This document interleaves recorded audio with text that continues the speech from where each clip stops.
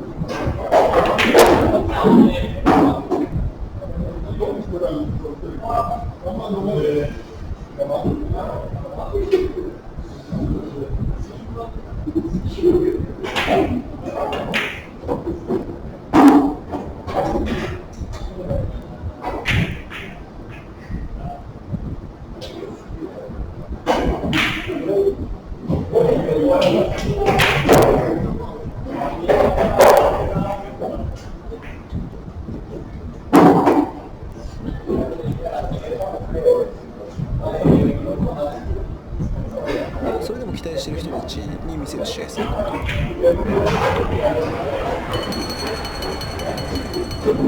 精神面が一番大きく変えると思うんで、人はそこを見てもらって今後の残りの格闘技人生に期待を持ってもらいたいですね。秘策はもちろんあります。個人的な意見なんですよ。カリスマって負けが込んでからこそ色気が出るんですね。だからもうちょっと色気出してあげたいですね。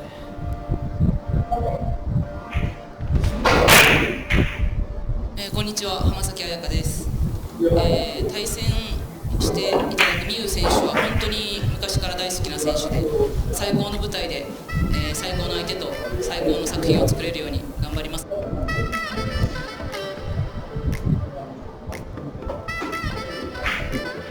久しぶりに楽しみっていうか、ミユさん絶対強いんで。浜崎選手とできるってことがすごく一つの目標がああやっとここまで来たんだ。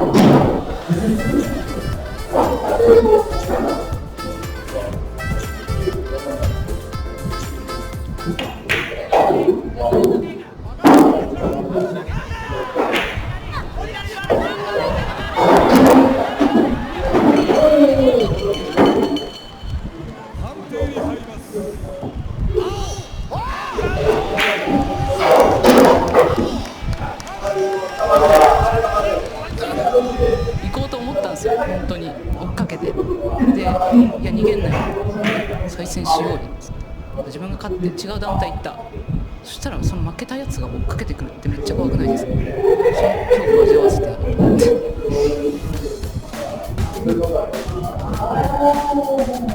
行こうと思ったんですけど、やっぱりみんなに見てもらいたいっていう思いがやっぱ勝ったっていうか。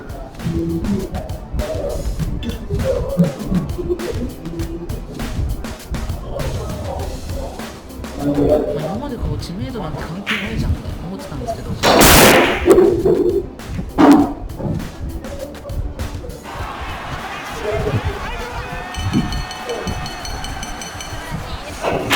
対応してくれる人いるんで、こ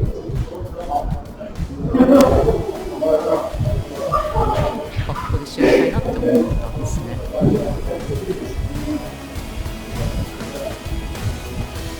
来週女子やってくれるようになってから ACC もすごい増えて、小6とか中学生とかすごい増えてます。練習場所変えない人も多分いないんじゃないかぐらい、10年以上もう練習環境は同じですね。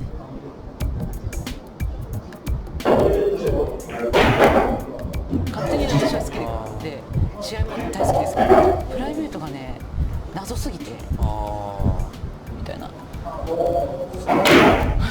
なんかね、いや来人スタッフに一回聞いたことがあって、ファイターの中で一番変わってる人は誰なんですかって言ったら、ダントツで元谷さんで、そう自覚はないと思うんですけど、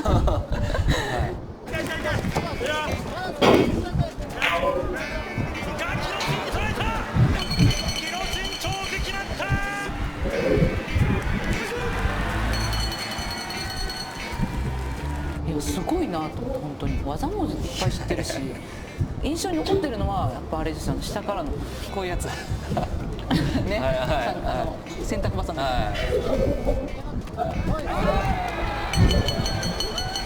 てみようかなってやったら決まったこの淡々とした感じがいいですよね。そうです。で、できるだけ深く挟んで、で、足の裏で組んだら。おお、簡単。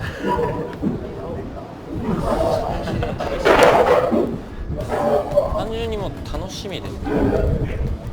選手戦い、確かに、はい、楽しみだもん、はい、仲いいもんね。そうですね、グアムで初めて練習させていただいて、なんか全部強いです。あとフィジカルがフィジカルやばいよねフィジカルがやっぱり練習で手合わせした時もうわ強いなって、同じ階級とは思えないぐらいの力だったんで、そこは脅威というか。子供たちを保育園に送ってくる前にトレーニングしてやっててとか、まあ、なんかすごいハードにしてる選手だなっていう。で PCR 受けて、陰性でも14日間1週間自宅ホテルなどで隔離という条件なので、はい、実家に来て隔離中です。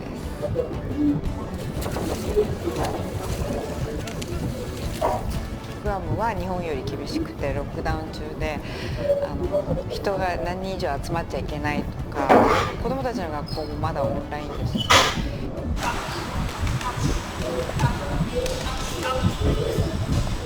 試合がなかったから相手の選手のことを考えずに自分が足りない部分が自分のやりたいことだったりとか必要なことをいっぱいこう練習できたからすごい良かったです。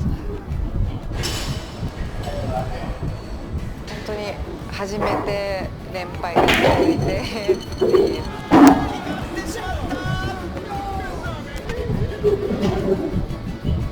ことがミュウのそのフィジカル戦うその本能とかその力とかスピードとかに勝てるやつは本当にいないから信じてってよく言われて、そういう状況だった中で勝ち始めて階段をやっとこう登れるようになって。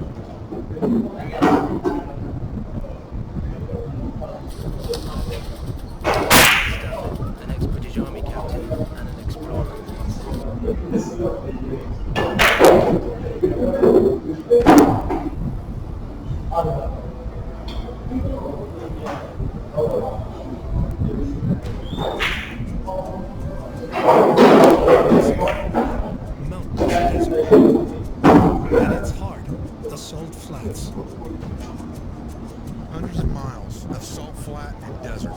This saline earth is so inhospitable, hardly anything can live here. But the open terrain attracts thousands of off-road racers in their quest for unobstructed speed. All pumped about the desert, take that last chug of water, get on that bike. Riding miles into the open terrain in 120-degree heat can turn an adrenaline fix into a state of deadly exile.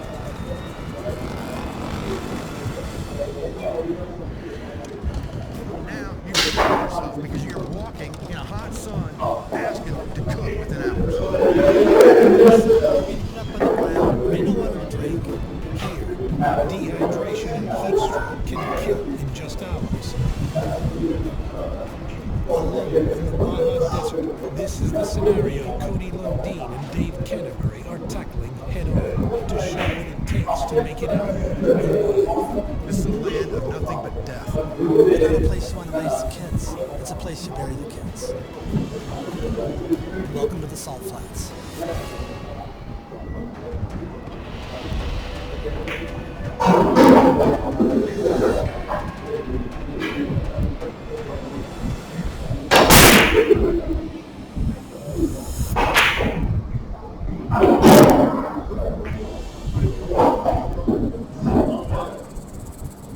I'm sweating just walking.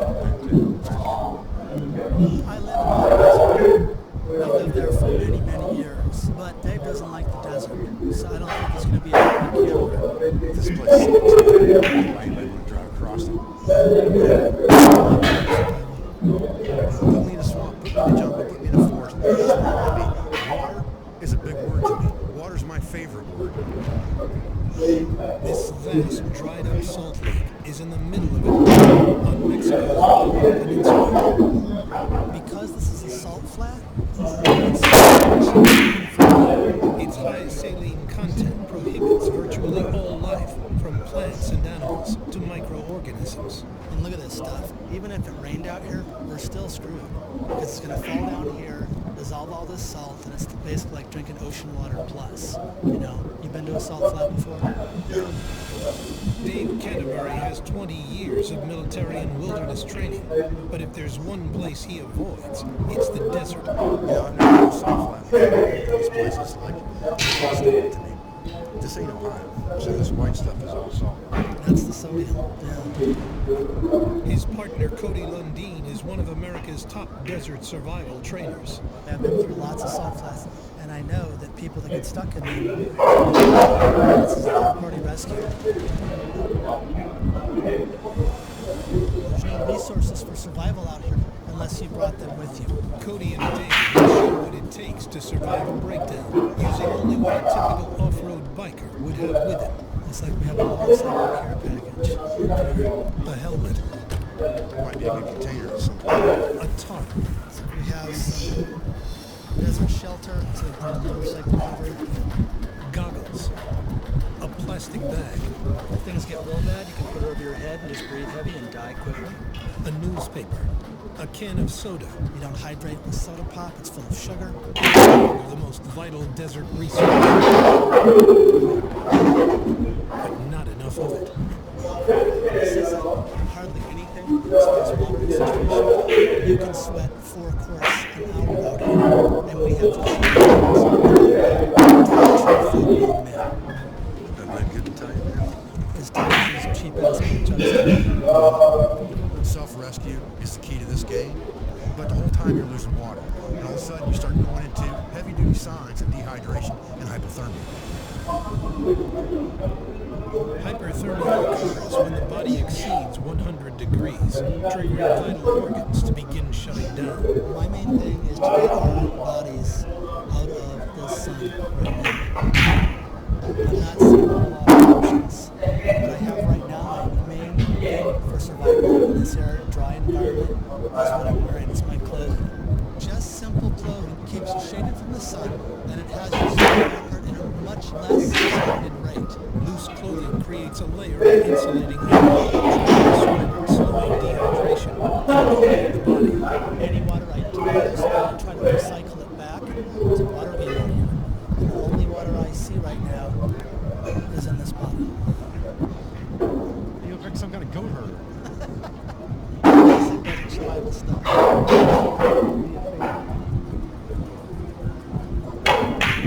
You want me to piss on your rag too? What you pissing on my rag? You don't want me to piss on that too? You're pissing on my hat, brother.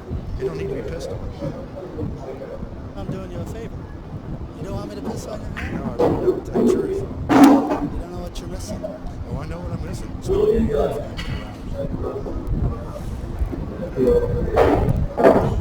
The only water out here, you're looking at it. This is Cody water. That's all I have. Now I can toss some of this piss into your head. You're sure?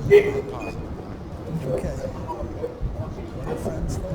There's a lot of capillary beds close to the skin in the scalp, and that's where 50% of heat gain can happen in a desert survival situation like this. This is water near my skin. My head is cold. Do I want to wrap something around my face that I just pissed in and smelled it? Just give and take it, okay? Yeah, my head gets cold, and now I puke my guts out. So I just lost all the hydration out of my body, just trying to cool my head. Thanks, brother. Psychological disgust has killed me. Choose to use that experience or not. You know, you can lead a horse to water, but you can't always make it drink. Bottom line is on me, and if he wants to tag along, that's cool. Dude, when I start pissing on something I wrap around my body, it's time to get out of this place. It's not even you, man. You picked a direction? Yeah, direction is pretty much going to be that way. Rock and roll? A mountain range is the best shot at a new ecosystem, and it demands at water. The objective is to have it on saddle. That's the closest thing to get out of the salt flat. But with no trees for scale, distance is impossible to gauge. We see what looks like some resources in the distance. I can see mountains. They look like they're right over there. But right over there could be freaking 20 kilometers for all I know. Desert hiking means accounting for the rule of thirds. Something that appears to be 5 miles away is really 3 times further. There's a dust devil blowing out over there. Yeah. Tucked between 2 mountain ranges, the Salt Flat can become a fierce wind tunnel, clocking hot air and sand gusts up to 100 miles per hour. This wind is out of control. I'm getting sand blowing in my eyeballs. Salt Flat, it changes all the time. It goes from dead calm. All of a sudden you got 30, 40 knot winds out here. Oh, look at you. I believe you called me a goat herder. So what is this, the Star Wars look? This is keeping the dust out of your mouth, look. The wind's picking up now. Hit my ear, my mouth. It's a total pain in the ass. Not only makes walking less efficient, it evaporates sweat, causing the body to produce more. This breeze, it's pulling water from our body like faster than if it wasn't here. So we've got to get out of this area, no cover, all around is shelter and water, and more shelter and water.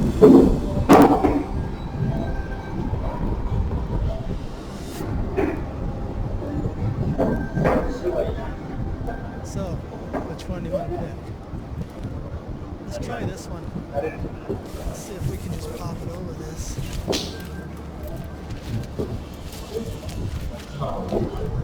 So there's our shade pocket. You can see right here.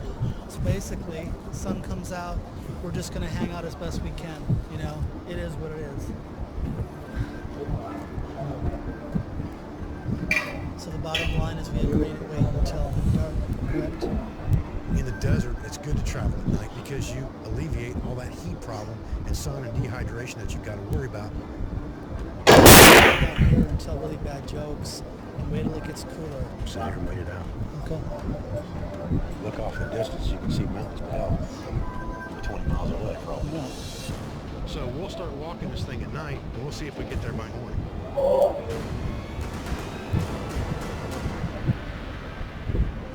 Coming up, on his own turf, This is what the coyotes do. Cody puts Dave on edge. There's no guarantee. You tell me, man, you're the desert guy. Just because I'm not from the desert, it doesn't mean I'm done. I know how to survive. So he focuses on a high-calorie kill, Best case scenario, I bring back some meat to the fire. while Dave sets out to prove his worth I don't have a solid combustion device. by making fire I'm hoping it comes out clear and it's not. with his own urine. Oh no!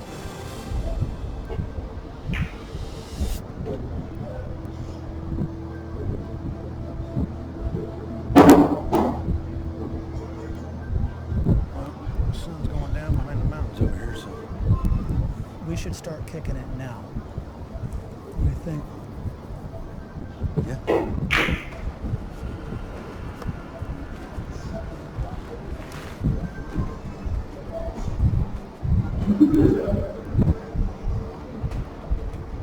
Walking at night in the Baja Desert can be disorienting and dangerous. It calls for a good light source and steady visual bearing. We got a full moon right now, which is going to light this place up like early morning dawn all night long. The saddle is perfectly illuminated by the moon, and as long as Dave and I follow the saddle silhouette, we're on the road to better hunting grounds. But there's no telling if the mountain is 5 miles away or 15. Getting to the mountain's resources by dawn means keeping a straight path. I'm just thinking of something kind of funny is the fact that you're right-handed I just almost walked into you right there. It keeps us from experiencing a little drift. Research has shown that hikers without a visual bearing or compass drift to one side over time, possibly because they favor a dominant leg. They tend to step heavier on that foot, and eventually they walk in circles. I'm going to continually walk toward you because I'm left-handed, and you're going to continually walk toward me because you're right-handed. Straight. It's like Laverne and Shirley. Who do you want to be? I want you to be Shirley so I can fantasize. Shamil, Shamazin. I know Dave hates the desert with a passion, but I think he's digging desert night walking. And he'll hate it again tomorrow.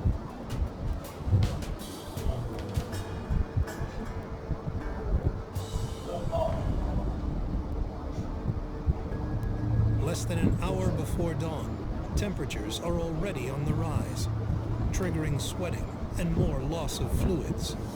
I'm seeing green, man. What do you think? Looks like a good sign to me, man. Anything green out here besides a dollar bill is a good sign. It almost makes me want to weep. But I'm not gonna because I'd lose water. And this is my friend, Salt Cedar. This is like shaking hands with a friend to me, man. So it's a good sign. Let's boogie on.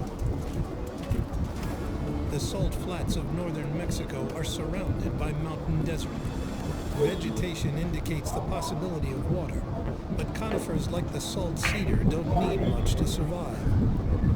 You know, slowly we made our way out of Salt Flat.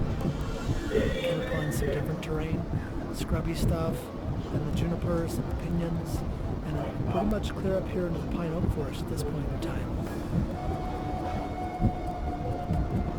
Let's walk up this flood zone right through here. And I'm looking at this wash, I'm looking at all the flood debris. Look at these stains from water lines when this used to be in its heyday. It seems like it's getting more intense as far as potential water. So this looks pretty good, Dave. This place is pretty choked with willows. Willows are leafy deciduous trees that require abundant groundwater to survive. From what I'm seeing now, there's no water. In the desert, a freshwater source is often hidden. Arid mountain earth quickly absorbs any rainwater, forming a grid of underground streams, or arroyos. I live in arroyo country. There's hundreds and hundreds and hundreds of miles of arroyos all throughout the Southwest. The trick is finding them. Yeah, they seem pretty bad. We came up over that little draw, and it's very, very moist on the surface there.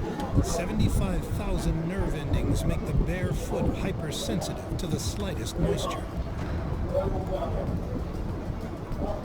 There's no guarantee, but I think it's worth doing a pilot drill in here. This is what the coyotes do. So if you see any dig holes, coyotes have a lot better sniffers than we do. So I follow them a lot in the desert. I follow their lead. Now, there's no guarantees in the desert that there's going to be water where you go. Doesn't matter what the vegetation looks like. Doesn't mean anything. There are going to be places you think there's water and there's nothing. So we're down what? 16 inches now? It's still going. In the increasing morning heat, every move is a loss of valuable fluids. So you dig down before you say, screw it. And this could be the first of many digs in order to find water in the hot, barren desert. The risk of dehydration out here is very high. So we'll find some water we can drink.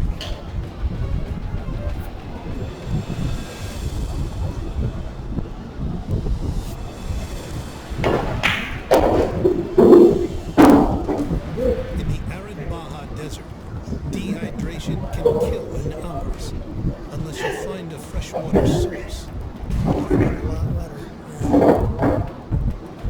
Oh boy. Bingo. There's water. Look at that. There's a few inches of standing water down there. Just don't collapse that. I'm going to dig it out a little bit more. I think this is soak some of that up. So we finally arrived at what we thought was an area that there would be a water source. And Cody sees an area where he starts digging a gopher in there, and all of a sudden, whack, you got a spring of water. Cody was absolutely right. It's salty because I'm sweat. You know, we can bring it right Careful, into that's been on your head. This is our water, so just try to keep whatever water sources we have clean. I'm not going to use this because I pissed on it.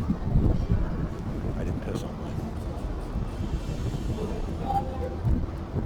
So just like huge score.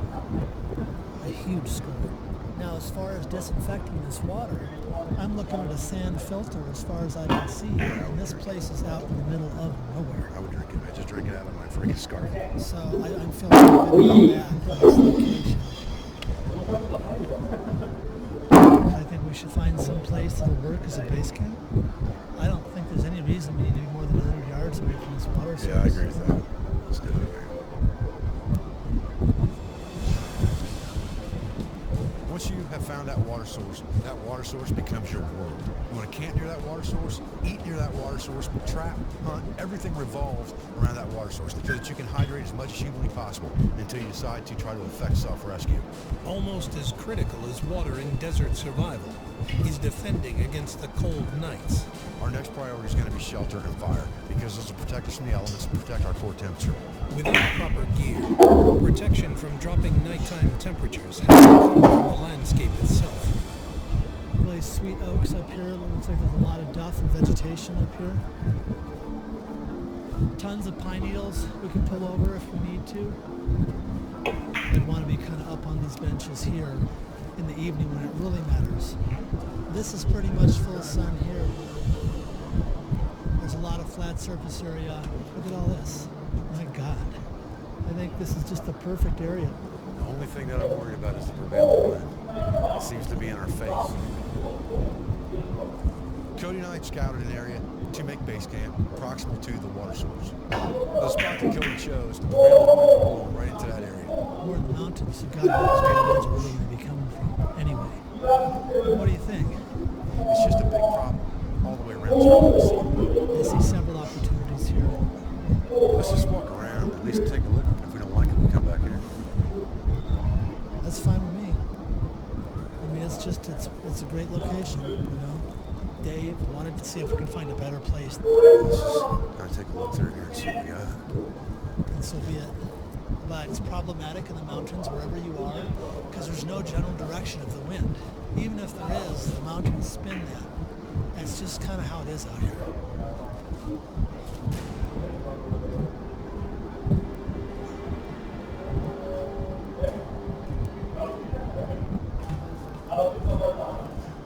What do you think, man? I mean, I like the resources here. I like the fact that it's blocked from the wind here. I mean, I see a lot of freaking firewood potential. I'd probably stretch out going my legs down the hill right here. Have the protection of this rock.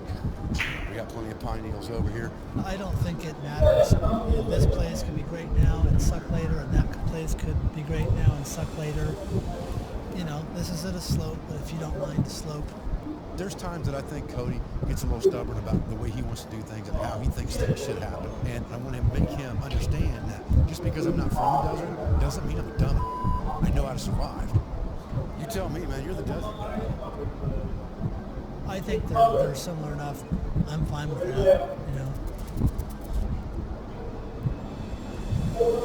Escaping the wind is only half the battle. When the sun goes down, temperatures plummet into the 40s. So we need to prioritize out what's going on for that. In addition to shelter, the battle against hypothermia is best fought with fire and food. And in 4 or 5 hours, that sounds like it'd be pretty deep. And it's survival code to divvy up tasks in case one fails to deliver.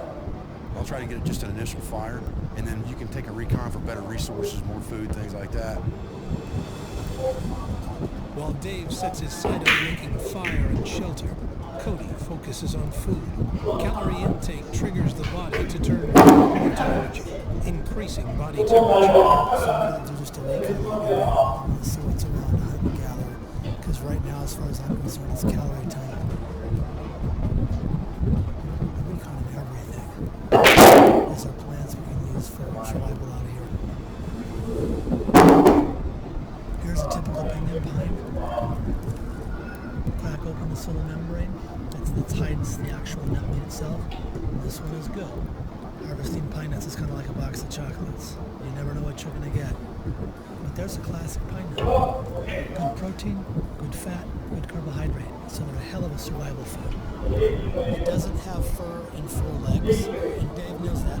But bottom line is, it's something to eat. A cup of desert pine nuts contains about 14 grams of protein. But meat packs twice that per serving, if you can get it. That's squirrel action.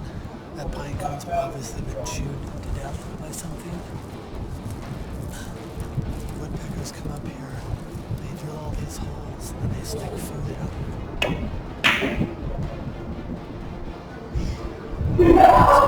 So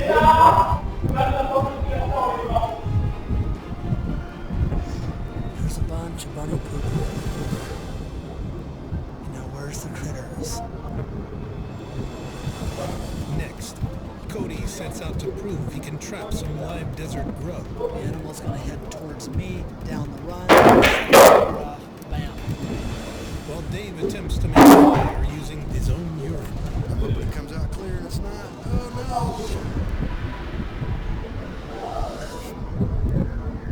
no! As night approaches in Mexico's Baja Desert, Cody targets a high-calorie kill. There's rabbit crap all over here, rabbit sign. There's activity here, there's activity here, there's activity here. See this here? That's where rabbits were eating, chewing it down. I have tons of desert cottontails and black-tailed jackrabbits literally living on my roof because I live underground. When rabbits live on your house, you get pretty good at tracking rabbits. It's kind of a no-brainer that there's rabbits here. If I can whip up some sort of snare, it looks like there's a way right through here. They're busting all along this edge. There's something called a Mojave scissor snare, perfect for rabbits. It was used by the people in the southwestern U.S. and here in Baja. So it's a southwestern trap. I'm going to try it out and see what happens. The scissor snare is a complex trap made from simple wooden sticks. Assembling it takes rope. So this is agave. It's a very common plant here in the Southwest.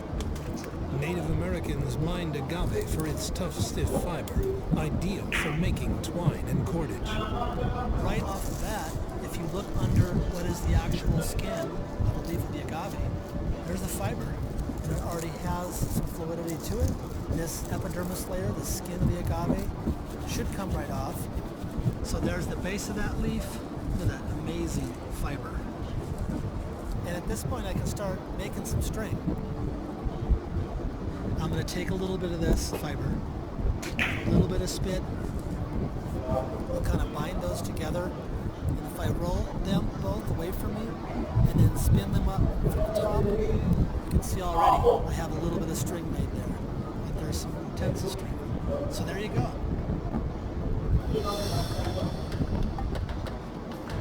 So my job is to start the fire. That's my number one priority right now, is to get a fire started. I've got an idea of how to do that using the sun.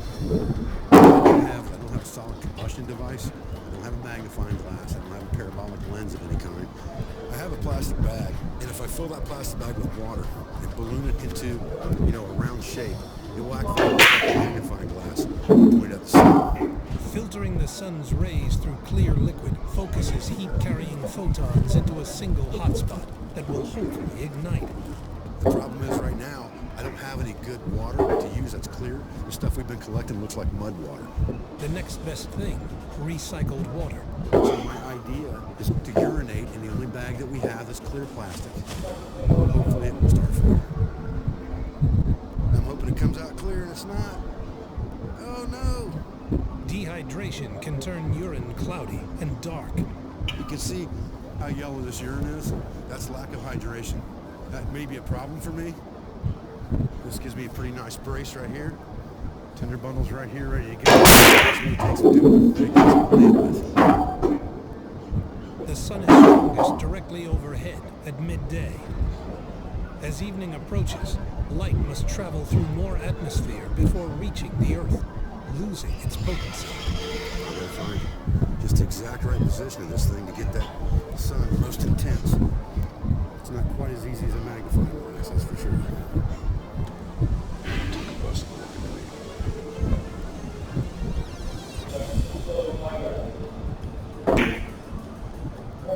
I've launched that agave cordage. So now I need pretty long, straight, strong sticks. So I'm going to go with my buddy Willow. Just a few feet of cordage and sticks makes a spring-loaded trap shaped like a nutcracker. The scissor snare. I put this string through here, twitch up pulls this tight, and there you have that scissors action.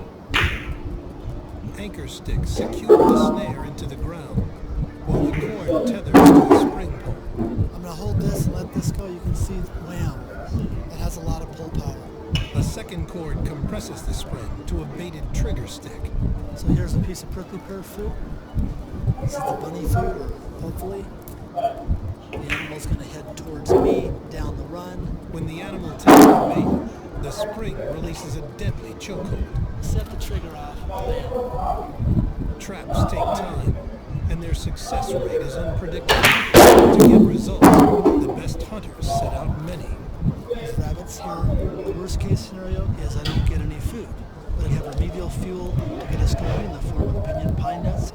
Best case scenario, I bring back some meat to the fire.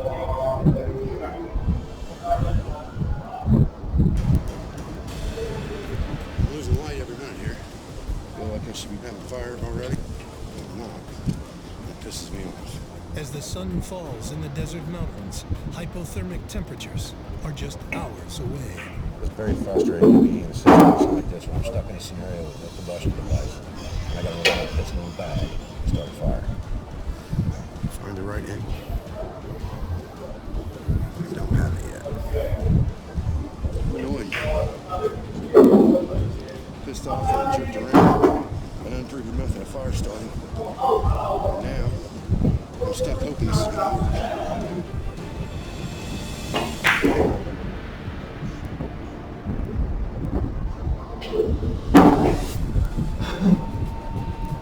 In the Baja Desert Mountains, Dave Canterbury gets creative with his own urine to build fire. There's the right angle right there. A vital resource when battling hypothermic temperatures. Good. Here it comes. This is exactly what I want. Let's catch it on fire.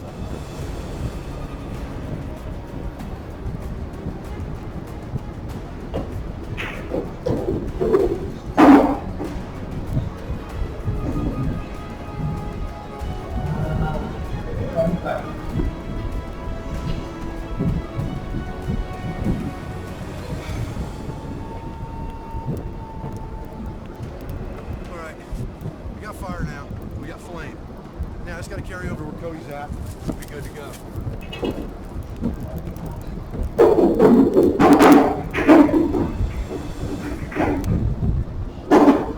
All right, man.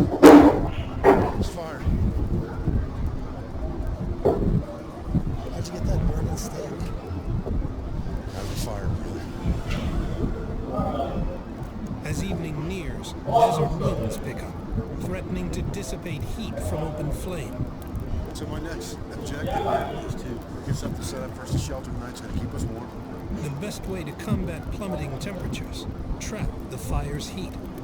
You want me to build a fence up here on top somewhere? I think if you have some ideas to reflect fire, go for it. You know, 'cause it's going to be cold and hot. I'll get some grub.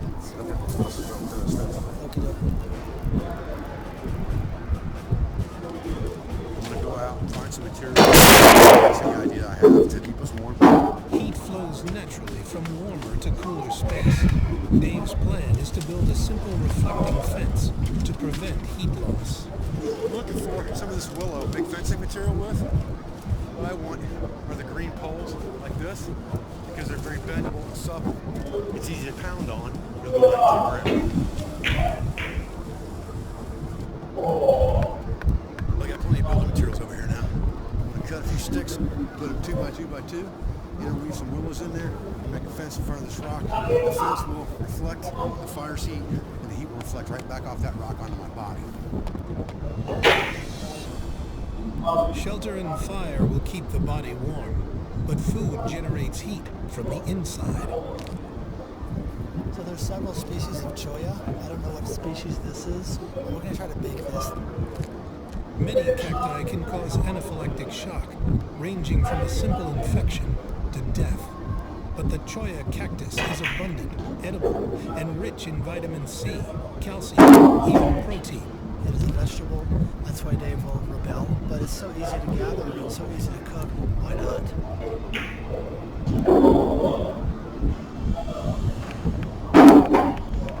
Putting in the final post of set up a row of staggered stakes and weave material in and out of them to create a very simple, very effective fence. The 10x2 curved fence provides double heat protection.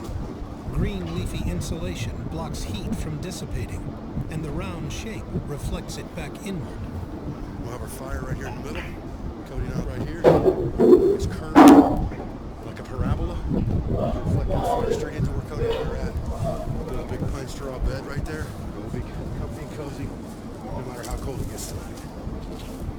Muy bueno. Base camp setup, we have shelter. The next priority has to be food, because we know that we have to have those calories in our body to do any more travel.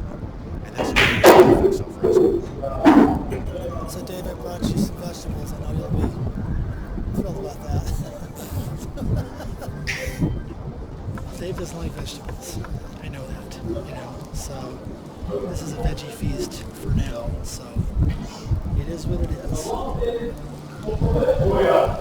Just here in southwestern Mississippi. Choya spines are highly toxic and must be burned off. Kind of open it up against the pulp on the inside. Oh, God. Heaven. Choya heaven. It's like okra. Slimy, satisfying, green. Just like Mom used to make. Thinner syrup.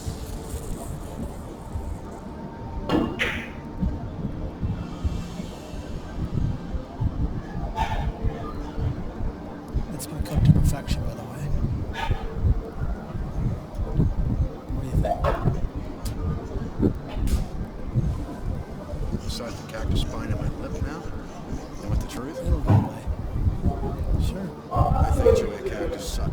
That's what I think. Doesn't have fur, brother. So what do you think, man? What's our plan? We can't just sit here and hang out. We could wait for Armageddon. We could wait for the rebirth of Elvis. I just see us, as much as I fear leaving that water source. I gotta tell you, dude, I hope your traps pay off. We're gonna need to get some calories in our body from someplace to make a self-rescue journey, because without that, you're just pissing in the wind. You're burning calories that you can't replace. So you burn your body first, and then you travel. There's some really good juicy stuff that this desert's providing us. And the failure rate with trapping is high. That's why trappers had larger bear traps. But it's to keep morale up. There's a huge aspect of survival psychology where the little things, like Dave might have some sort of thing that he likes that isn't necessary for survival, but it makes him happy. It's worth it. That's why you have the kid bring along the teddy bear, right? If that little girl can be calm with that teddy bear, then you bring the damn teddy bear to dinner. If that meat keeps the blood pressure down, it's worth it. And we'll hope for the best. There ain't no guarantee. Dual survival's art of self-reliance. When heat is high and hydration low, simple shade could save your life. So there was this guy in Southern California. He was out there for 6 days. All he did was hug shade. If you have no water, but you know rescue is coming, don't move. All he did is use his walking stick to lift his body up and just hug the shade.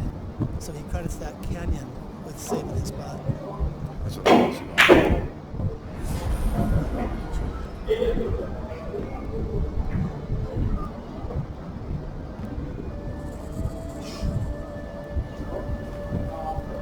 I'm going to wander over and check those traps they set out.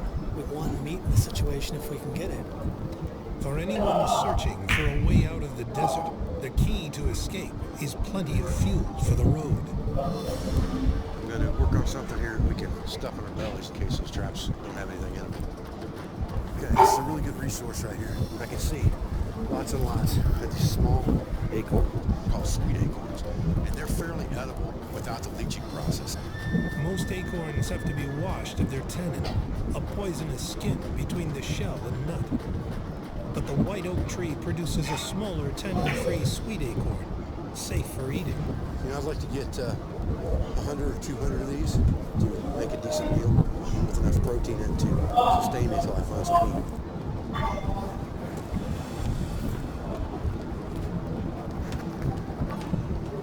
Okay, so I've got these acorns, and I need to separate the husks from the actual seeds. So to do that, I'm just going to crush them up. The inner meat is edible, but the shells aren't. An old camping trick is to use water to separate the two. I'm going to take the mush and basically pour it into the helmet, and the husks will float on top of the water, and the meat of the nut will go to the bottom. Sift the shells out like this.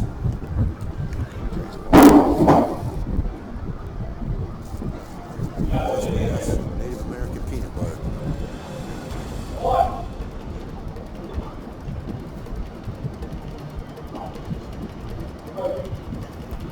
Bingo.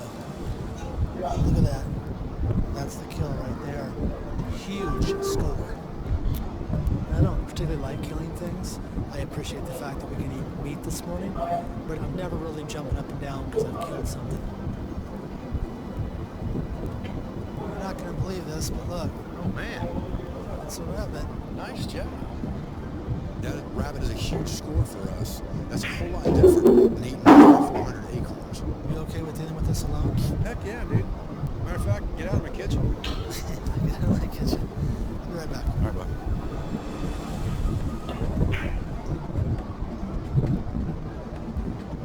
One real good thing about rabbit is they're very thin-skinned animals, and you really could almost process one of these by just taking a sharp stick, like this one, and poking a hole in the fur, just like that. You really don't have to have a knife per se. Once you rip a hole in the back of the fur, it's pretty much that simple. This little juicy morsel attached to the lungs is the heart. I always eat the heart of any animal that I kill. This is Cody's kill. Cody gets the heart.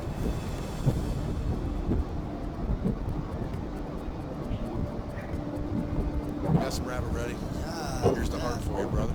Wow. Your heart, your kill. Damn. White rabbit. So you got a full jug of water. That's a good thing. We're going to gather the resources that we have. We're going to take what meat we have left. We're going to take the nut meal. And then we're going to take as much water as we can possibly carry. And we're hauling ass. A rabbit, pine nuts, and a few hundred acorns is a good start toward fighting the calorie game. Perfect. Okay, man. Let's do it. But a gallon of water will only ward off dehydration for 2 days or less. For anyone in this situation, their biggest concerns will be leaving a known water source and essentially going into the unknown. Leaving behind breaks survival code, but it could be the only way back to civilization. What are your options? Setting up camp, having kids, and playing Tarzan. It ain't gonna happen. To find signs of life, Dave and Cody get out of the brush and go high. Clear view. You have to go to a higher vantage point. Maybe there's like a whole family camping. Heads up, Dave. Rattlesnake. Looks just like the rock. There he goes.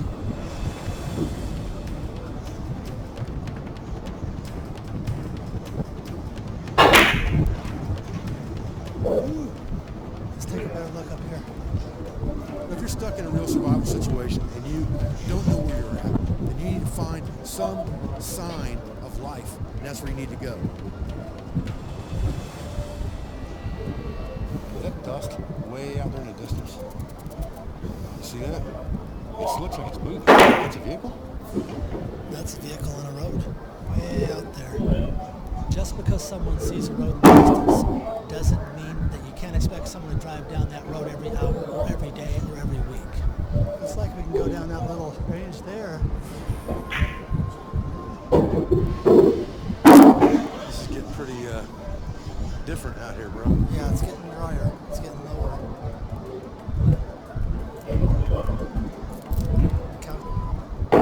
Cattle country. Where there's cattle, there's cowboys. Sooner or later. Look at this, Dave. Oh, this is good stuff right here. Saw cut wood. Somebody's out here collecting firewood. That's excellent.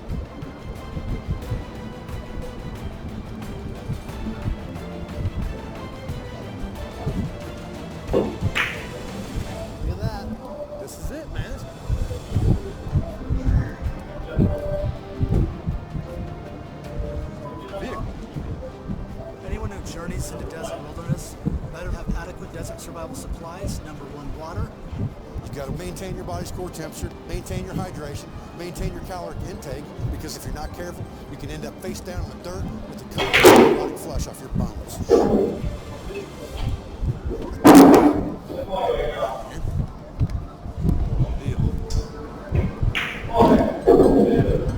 The desert is one tough girl, and she is a mother that I love dearly. She's my home.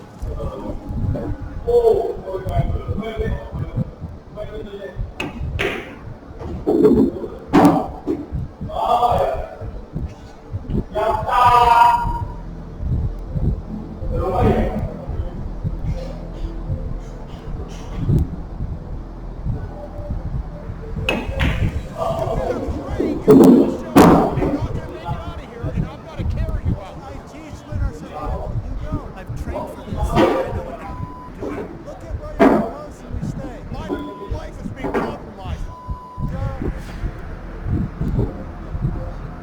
On this episode of Dual Survival, Joe and Cody are isolated amongst endless dunes in the Arabian Desert in Oman. We are walking directly into the midday sun, and we cannot stop. Battling against the raw elements of sun, sand, heat, That's a pretty gruesome reminder of how brutal this place is. and venomous predators. Special Operations veteran Joe Terai and outdoor survival skills instructor Cody Lundeen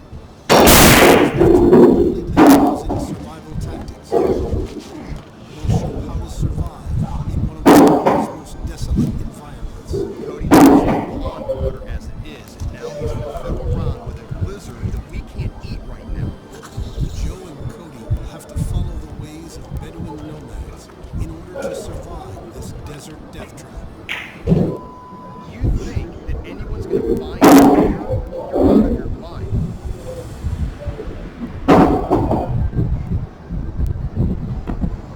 The Arabian Desert, a vast storied landscape of sandy dunes and blazing sun, covering 1 million square miles across 8 countries. For centuries, it has been regarded as one of the most inhospitable and uninhabitable environments on the planet.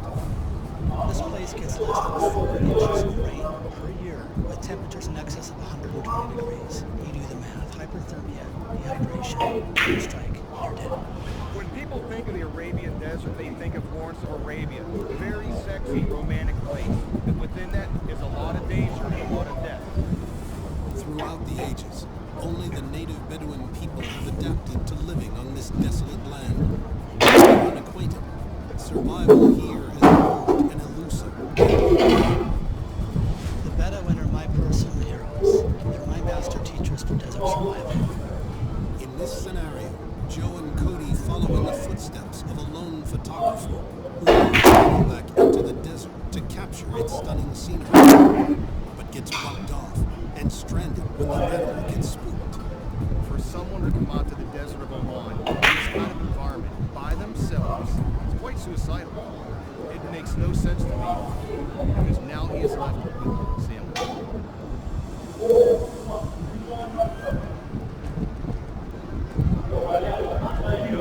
I see some crap over here. Look at that, man. It's like a nightmare that's just beginning. The biggest problem you'd have in this situation is you're frankly in the middle of nowhere with very limited gear. This guy's shade, all his shelter is on this hot desert ground. To add to that, it's early morning right now, and it's only going to get hotter. Hey, Cody, there's a tripod right here. This is one of my favorite pieces of gear for desert survival, period. Why is that? Because I can get out there without moving. I can save calories in water. And look at the reflection. Is it beer can or is it water? So these are worth their weight in gold. We've got 2 camel blankets and a container. 64-ounce container of water. It's not a lot of water. But at least it's water. My training is dealing with nothing. The more you know, the less you need. That's better to a T. You can look at Bedouin cultures and realize they're not out there in shorts and a t-shirt. So I'm taking this wrap and I'm covering almost my entire body. I want to just get the legs to this tripod What we don't want is an injury from some sort of nonsense like this. So all it takes is just come in here and just snap it back. We've got one walking stick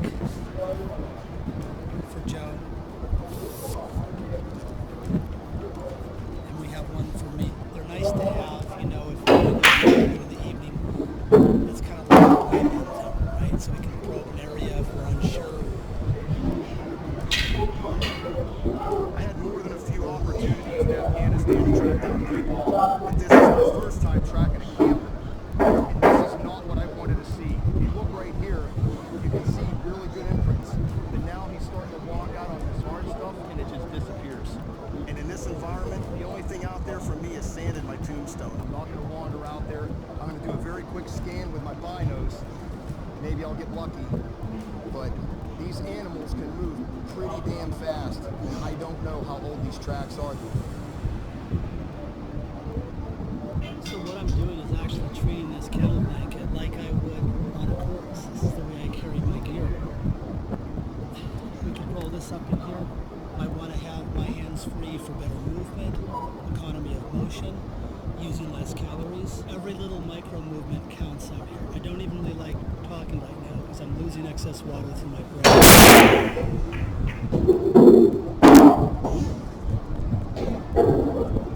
I thought, Cody and I might get lucky. I was positive it's got other gear on it, but I don't see him anywhere. Yeah, it's a reckless proposition by going out there. So I'm going to have to go back and tell Cody that tracking his camel is not an option. The reality of this isn't the hottest part of the day. The other sad reality is that there's no shelter nearby. The Bedouin people call this the empty quarter for a reason. If the Bedouin have a hard time living out here or moving through here, what does it hold for two gringos? Yeah, Mom? No joy, man. I walked about 200-300 meters. It went from walking in this stuff that's more hard-packed, just straight out in the middle of nowhere, and I scanned, didn't see crap. Right now, Cody and I have got to come up with a plan on a direction to move and why. If you just start walking haphazardly in this desert, you ain't never gonna find your way out. In this flat desert terrain, surrounded by dunes, Joe and Cody must climb to a higher vantage point in order to identify potential shade, water, or rescue. Let's go to this high place. There's a walk, clear up these sand dunes to that apex. All right, man, I'll follow you. The situation is going to dictate what you're going to do. And right now, we are in a race against time. Once that sun is high in the sky, you're going to bake out here like an egg. I would rather have a good plan right now than a perfect plan later because we just don't have the time. Walking up the sand dune, it's starting to get hot out. Sucks. Will give your glutes a workout, huh? Yeah. Your muscles are working too hard, overexerting, losing your footing. That's the way it is. We have to reach that top to see what's around us.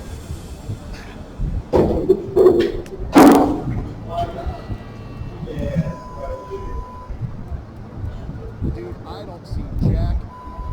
When we got to the top of the sand dune, it really hit home about how desolate this area is. There's mountains over there. For 360 degrees around, there's pretty much just endless flat and endless dunes, but there's a couple pockets of mountains that we might try to head for. And I also see there's two trees. I see what appears to be two trees, but that could be mirage. Deserts are renowned for producing a phenomenon called a mirage. And the more dehydrated you get, and the higher your core temperature climbs, the more those mirages play tricks in your head. If you were to move a great distance to get to a place that you think there is shade, and you get there and there is none, you've already dug half your grave. We need to have some sort of sight, because as soon as we develop elevation, that's going to disappear, because that wasn't visible. Well, there is, between us and those trees, is another small set of dunes. You can see them right there. Okay. Looks like two boobs. Okay. Head to the boobs. I always like doing that. Here you go. The sun is rising very quickly right now. Cody and I cannot dilly-dally around. We've got to get the hell out of here and find shade, then start making the perfect plan. I wish I had my trash can lit when I was a kid and I was too poor to afford a sled.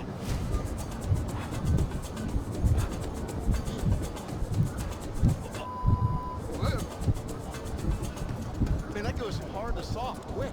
That's what she said. As the body experiences severe dehydration, the blood thickens, urination stops, and the kidneys fail, causing the blood to become toxic. Victims can experience shock, seizures, and eventually coma and death. In the desert, only donkeys and gringos walk in the noonday sun. But it's not noonday sun yet. So we're going to use a little bit cooler temps that we have in the morning to cover the distance while we can. That's what we're doing right there. In this kind of a sun, you want to cover up as much as you can. I personally keep my shirt unbuttoned a little bit just to get the air flowing through me. It keeps me cooler. It's a psychological advantage. Cody, you've got a ways to go. Let me wrap my face up. Temperatures in the Arctic desert can reach as high as 127 degrees Fahrenheit. In this extreme heat, staying hydrated and keeping the body as cool as possible is critical for survival. Water is life here in the desert, and you also have to consider the convection part of this. You've got to manage your sweat. So we're going to use hand and arm signals whenever we can, and that's going to reserve that water coming out of our mouth. If you ignore the subtle nuances of survival in physiology and psychology in a hot arid region like Oman, you will die. I love leaving cookie crumbs whenever I can. I'm not using any energy. I'm already moving. It took me 10 seconds. No harm, no foul.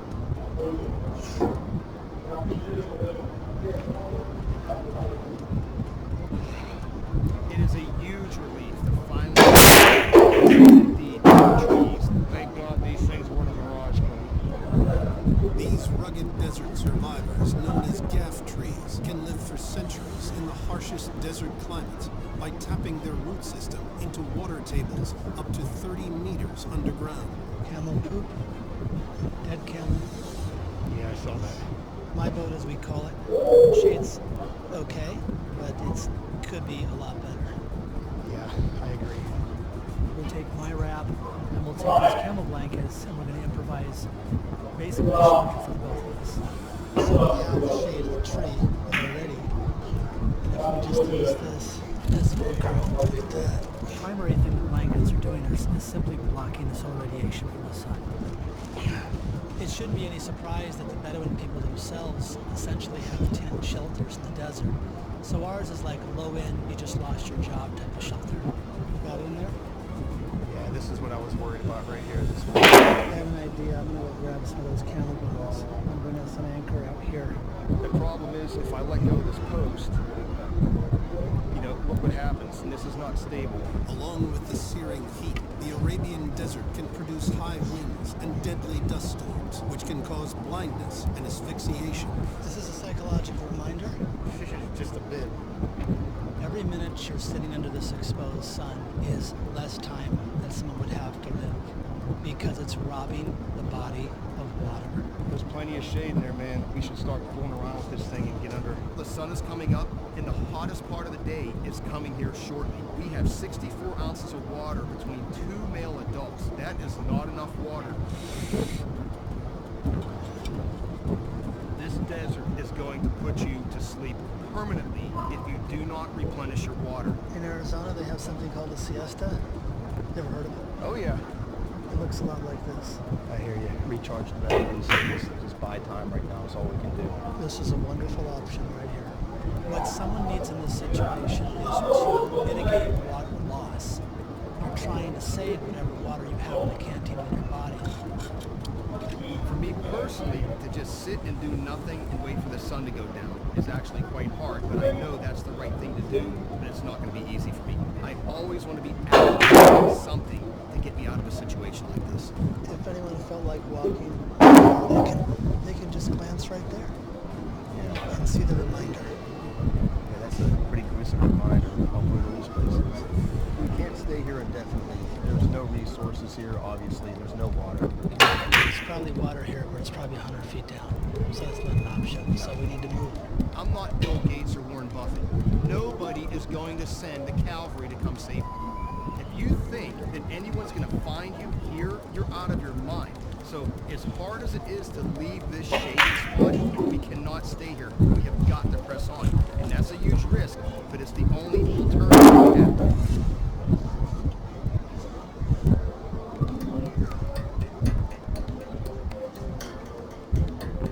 What you up to, man? Picking up poop. For? For a fire. We can make a fire if we find water. It's might be potable. So I want some compressed fuel. There you go. All right. Just checking, man. I thought you might be losing it out here. If I don't have my pocket now, I'll do it. Your pants later. That's not a good thing. This area is not survivable, so our game plan is to push toward the mountains where there's a greater chance of moisture and a greater chance of resources for our exploitation. By the time that sun goes down, this moon's essentially just starting to come up, so we're going to have an illuminated way to walk for the majority of the night, which is nice for us. Since ancient times, the Bedouin have commonly pitched their tents during the heat of the day, reserving travel for night. Maps of the shifting, sandy landscape would be useless. Instead, Bedouins use the stars for navigation. The wilderness is neutral. It's neither for you nor against you. Case in point is the reflective sands that are so punishing during the day. They're our ally at night, because they reflect the moon's energy as well as we walk, and blow through less water and calories because we're walking at night when it's cooler. So where it's evil, or so to speak, at one time, it's your savior on the other side of the coin. That's the way nature works. So Cody, check it out. There's Cassiopeia. There's the Big Dipper. Follow it down, there's a North Star. That's north. That's east. Mountains are that way. Yep. We need to go northeast toward the mountains. Polaris is the North Star. So we're going to use Polaris as our guide and walk toward that star a little bit off to the side and proceed as we planned. A full or waxy moon reflects enough light to see for hundreds of yards, and will even cast a shadow. But once the moon sets, visibility in this uninhabitable wilderness is reduced to only 6 feet. Cody, just stop for 1 second. I mean, obviously, the moon just, and it's getting really dark out. I mean, dark. Let's trade off point. Single file. Okay. Because that's less variables. You take point first, we'll trade off point, we'll go slow down. It's single file. Okay. One of us trips or whatever, then the other one doesn't trip as well. It started to get really dark, so we simply had it slow down. No big deal. Slow down, still cover ground. Push, Cody, push. Low visibility makes navigation over this terrain slow and difficult for Joe and Cody. The darkness also leaves them vulnerable to animal attacks. Cody and I are basically walking through a minefield. All of the critters here that are going to cause you harm, that are dangerous, are buried in the sand. The scorpions and the snakes. As a matter of fact, one of the most dangerous snakes in the world lives right here, the horned viper. The venomous horned viper is an ambush predator, which submerges itself in sand and waits for a target to approach. This snake strikes quickly and latches on to its prey until the venom takes effect. Cody does not have shoes. It does not make any sense whatsoever to me why someone would come out of this environment or any environment with no shoes on. It's insane.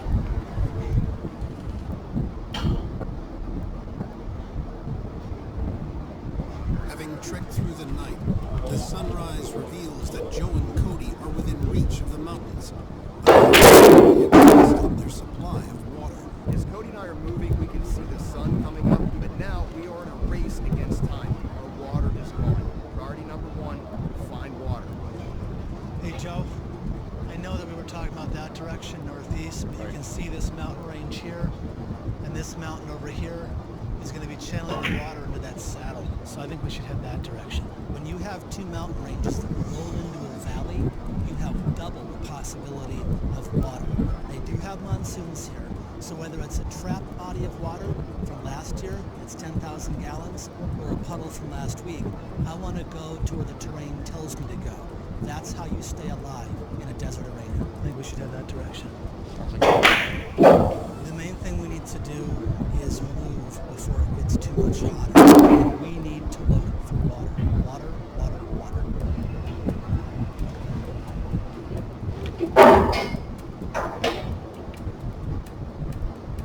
There's some dew on here, Cody.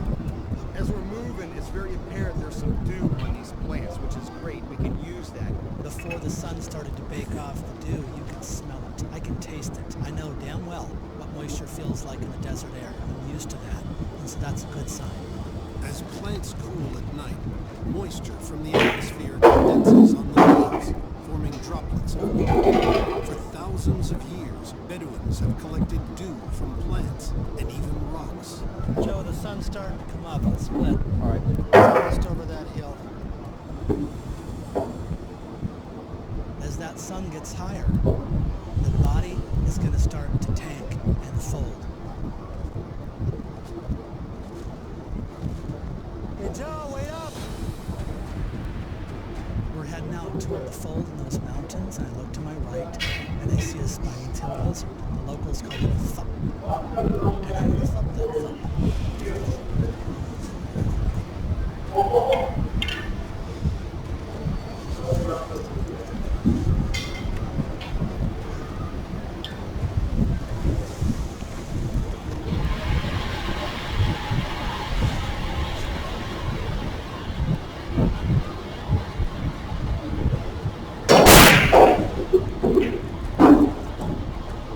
Once I had the lizard by the tail, I flipped it over, controlled the head, as quickly and as painlessly as possible.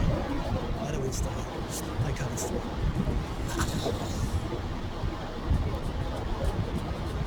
I gotta process this. Well, we both know we can't eat that right now because we don't have any water. I know. So Yeah. I don't know what your plan is, Cody, but I have a plan. I have a plan. So I'm just gonna go in the shade, and then I won't take too long because I know we need to make yeah, we need tracks to get on this. moving, dude. So make it fast. Process that as fast as you I can. will. To be perfectly honest, Cody does not have the mental and physical endurance that I have. He just doesn't. And right now, he's got that glazed over tiredness, that concern. He moves like pond water as it is. And now he's going to fiddle around with a blizzard that we can't eat right now. If he takes more than 5 minutes to do this, I am stepping in. I'm no stranger to lizards. You know from where I live, what I do for a living. So we're going to process this out pretty much like any other animal we process out. Out of all the three macronutrients, the proteins, carbohydrates, and fats, proteins use the most metabolic water out of the body to digest them. So this is pure protein as far as I'm concerned. Anyone in a waterless situation is going to be as really wanting protein. My plan with this is to get some sticks and I'm going to spread this to do what we've done for thousands of years. And is to simply use the desert refrigerator, which is drying. So we're going to use the sun to our advantage. We'll dry this meat out literally as we gain ground. For thousands of years, civilizations have used the sun to prepare food for consumption. With the lizard's flesh splayed open, solar radiation and warm, dry air will slowly cook the meat as Cody walks. We have got to move out of this area as quickly as we can. We are walking directly into the midday sun and we cannot stop. As soon as he's done processing this lizard, I'm picking up the pace and Cody needs to keep up with me. Cody, you almost done with that thing? Yeah, I'm done. All right, look, I just blasted a canyon straight out in front of us, so we need to head that way right now. Okay, let me grab my stuff. Sometimes slowing down when it's too hot to go fast is what keeps you alive. We can't move quickly. Move quick out here and you die quick.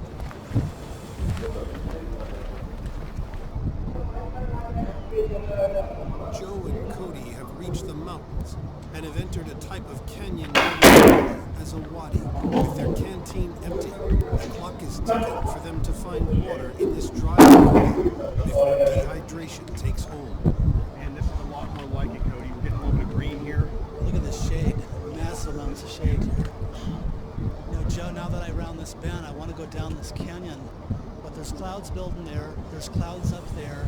That kills people where I'm from. When Joe and I pull into the mouth of this wadi, we look up in the sky and frankly the thunderheads are starting to build. Flash floods are common here and they're common where I come from. Believe it or not, there is a risk of flash flooding in this area.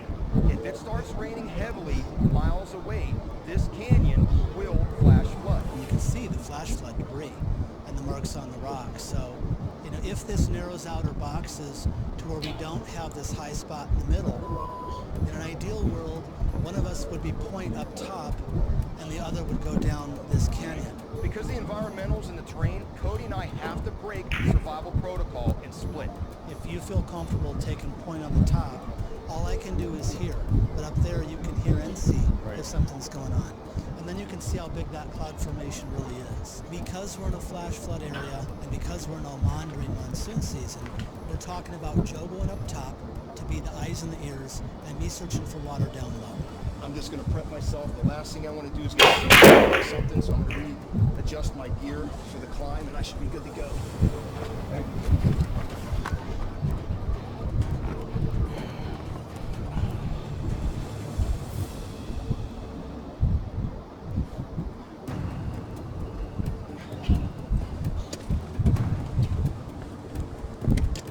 I've got some decent climbing experience behind me, but I've never been here, and I have not climbed this particular terrain feature. So I'm going to do the basics, I'm going to keep myself focused, and I'm going to get to the top of this thing as fast as I can.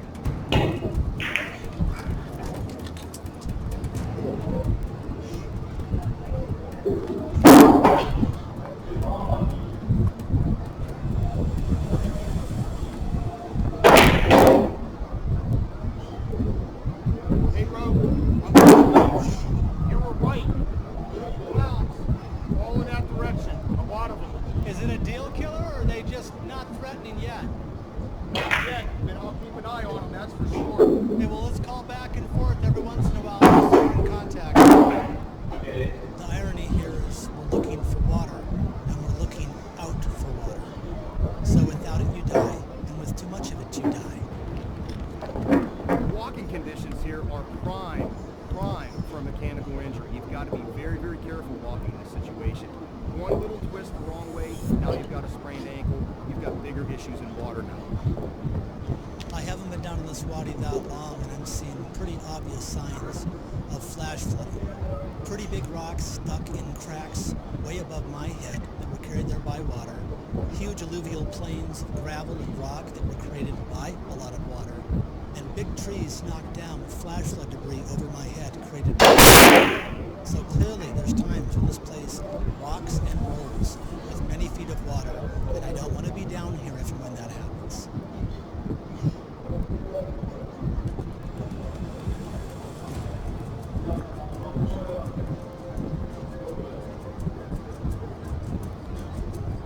Look at these pictographs. Pictographs are painted on, petroglyphs are pecked in. These are old, these are hundreds of years, thousands of years old. You can see some guy on a camel here, 2 more people riding camels. This stuff is very common in the Southwest, but I've never seen pictographs of people riding camels. Welcome to Oman. Amazing stuff. Cody! Yeah. Hey, good news. These clouds are starting to dissipate a little bit, and the canyon is starting to open up. What I want to do, there's a really cool terrain feature over here. I want to get on top of it and see what I can see where we're headed. Okay. You good? Yeah, I'm good. I'll keep motoring down. Roger.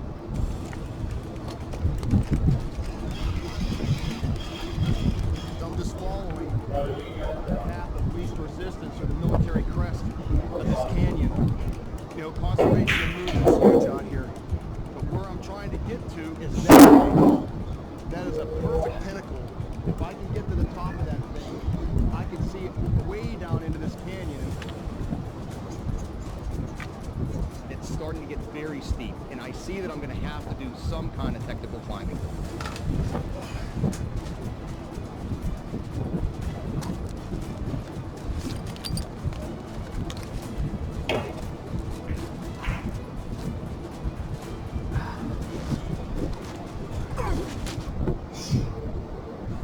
In a remote and barren mountain range in Oman, Joe and Cody searched low and high for signs of water.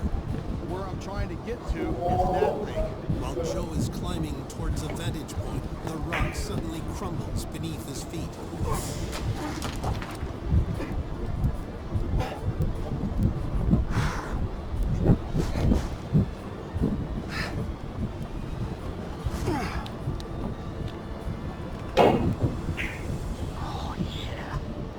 It rattled me pretty hard, but I was doing the right thing. I had 2 good handholds. I knew I was going to be okay.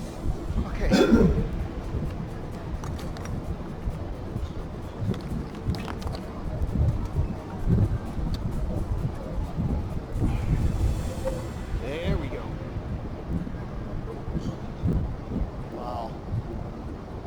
canyon that we've been following down, just dog legs back and forth and back and forth.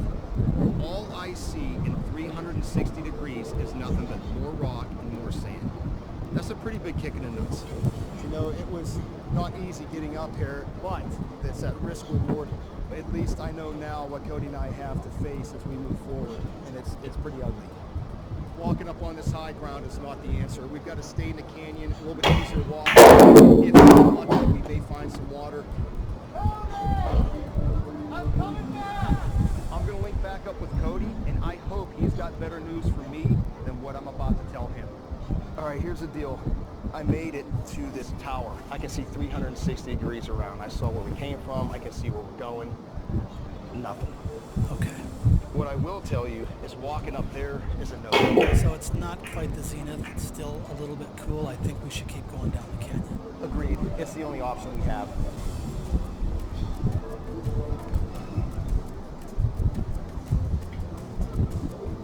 It's starting to get hot down in this canyon.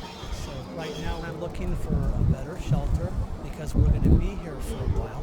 I would rather not drink non-disinfected water, so my idea is to build a fire so I can take this stainless steel bottle and use it like a pot. So bring it up to a boil, pasteurize it so it's safe to drink. This is a perfect little cave. We've seen pictographs over there. People are animals. You can see all the movement in here. So this has been used for quite some time. It's deep enough back in there to where we're going to get shade whenever we want it, regardless of the angle of the sun. It's out of this drainage enough where there's no flash flood. I can put my fire up here. It doesn't smoke us out. And I think that's going to work well.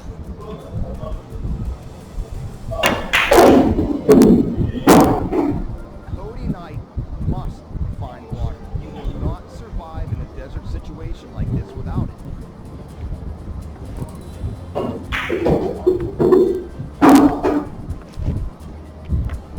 Cody, look, that is a beautiful sight. When Joe finally sees the pool of water, it's a huge score. We may be able to get down, but getting up may be a little bit difficult. Just hold on a second.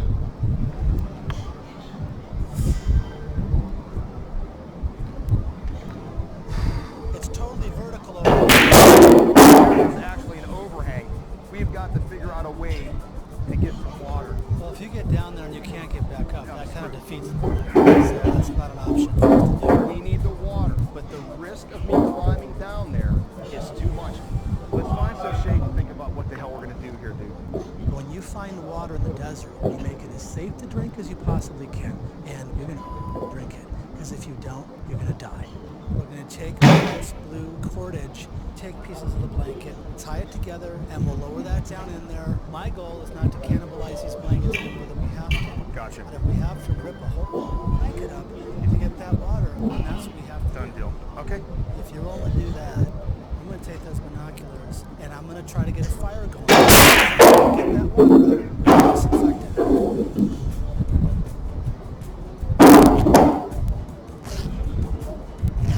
Although these blankets have provided Cody and I shelter, sometimes in a survival situation, you may have to destroy an asset to get the primary goal, and that's water. That's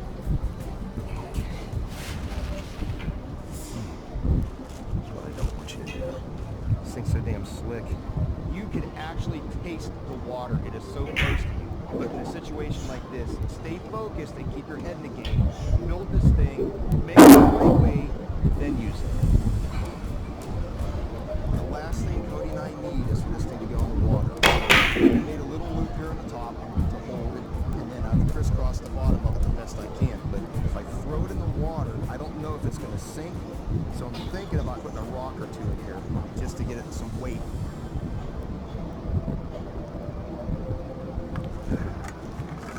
There's a lot that can go wrong with this. We only have one can.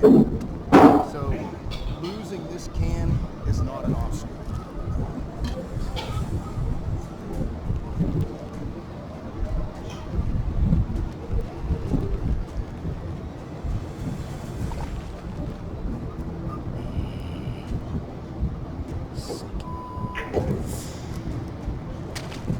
It's not sinking, which is not good. I'm really shocked because I put 4 decent-sized rocks in there. and it's still floating. It's still floating.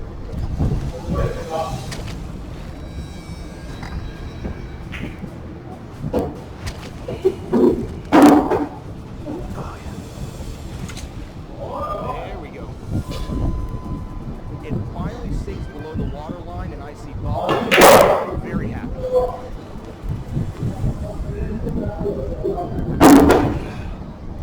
As I'm pulling this container up, I get snagged on the rock below me. It's wet and it's heavy. It's a little slip, and out this thing comes.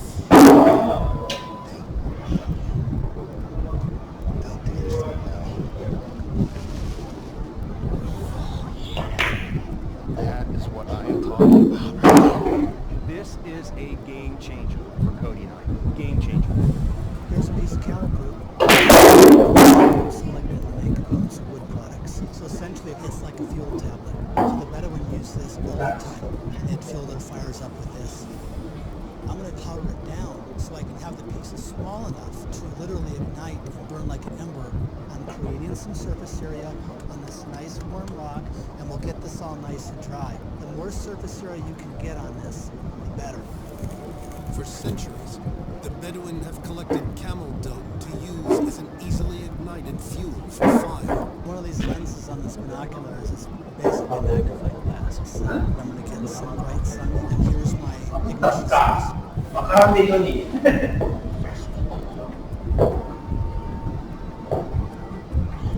Damn it.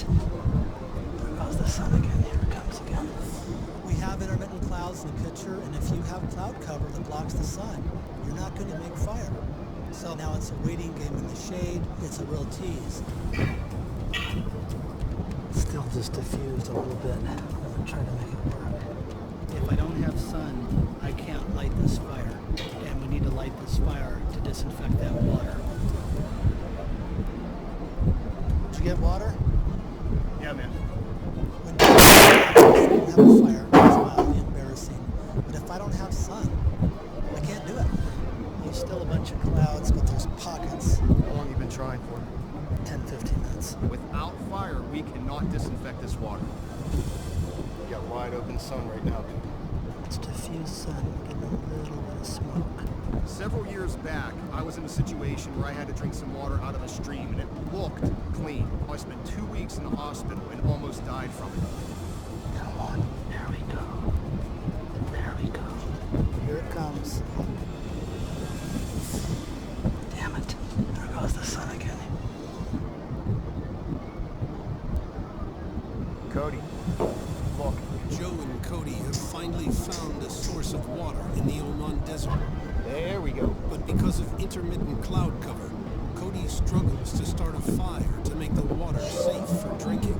If ever there was a time Cody and I needed fire, it's right now. Water is everything right now, and I really don't feel like drinking water. Come on, there we go. There we go. If you did get sick out here from drinking bad water, you do risk dying because you dehydrate from the inside out with diarrhea. Here it comes.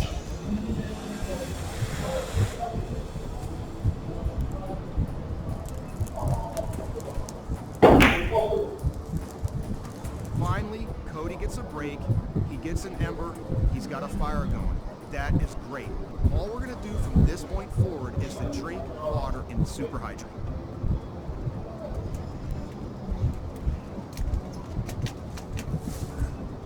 This round's ready, so I'm going to pull it off. I'm going to let it cool. Cody and I are not going anywhere. We are going to drink water, and we're going to eat a little bit, and we're going to rest and recharge our batteries. Rehydrating requires more than just water. The body also requires electrolytes. After a period of dehydration, a person who consumes only water can enter a state of hyponatremia, or water intoxication, that causes muscle cramps, nausea, and an extreme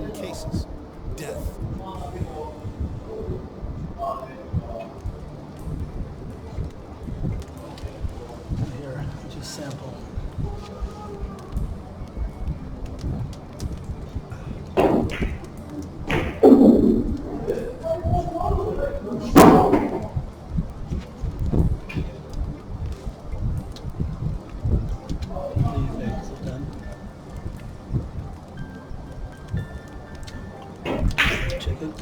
No. But calories are calories, right?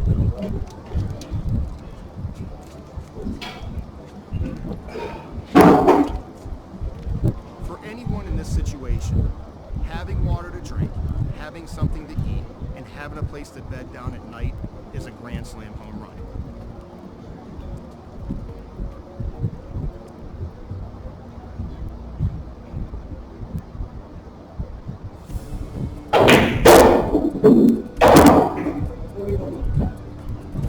I don't care how much you can live off the land out here. Unless you plan on marrying and having kids wearing loincloths and eating more lizards for several centuries, you're going to walk to rescue or hope someone gets you out of the scenario. It's getting real green. I hear water. I do too. Look at that. Look at that. As we walk out of this canyon, we see a spot where water is literally off the side of the canyon wall. No brainer, follow this out. For now. Yeah. I've seen these things disappear in the ground before. So for now, we're good. That's awesome. Survival protocol says follow water out, and that's exactly what we're doing. We're going to follow water for as far as we can, and hopefully come across somebody or civilization. This canyon is getting very narrow, literally as wide as our arms are apart. So we're going to jump in the water and wade through this stuff, and I'll tell you what, it's going to feel great.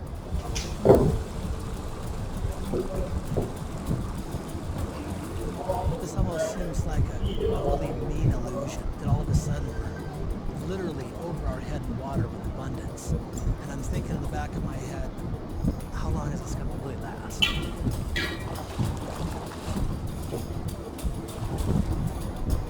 Where there's water, there's people.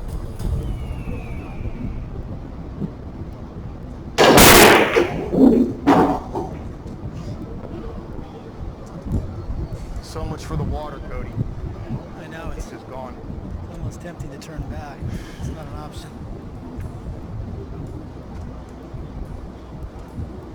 Look at that thing. See that rock wall right there? That looks man-made to me, Cody. It is man-made.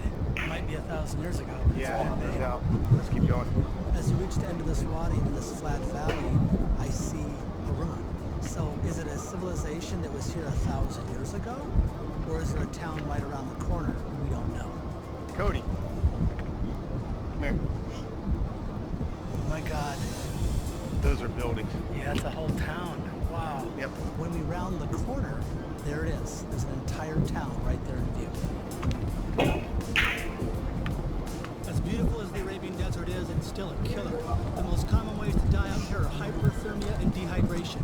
So always leave a game plan before you travel and always carry your water.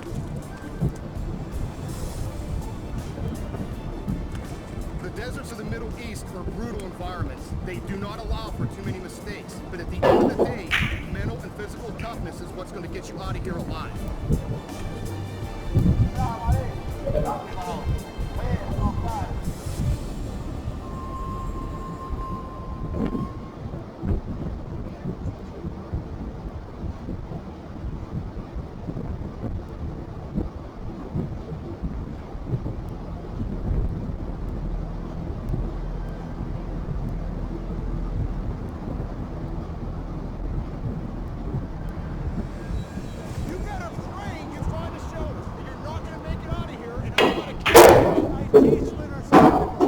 I've trained for this, and I know what you're doing. Look at where you're constantly staying. Life is being compromised.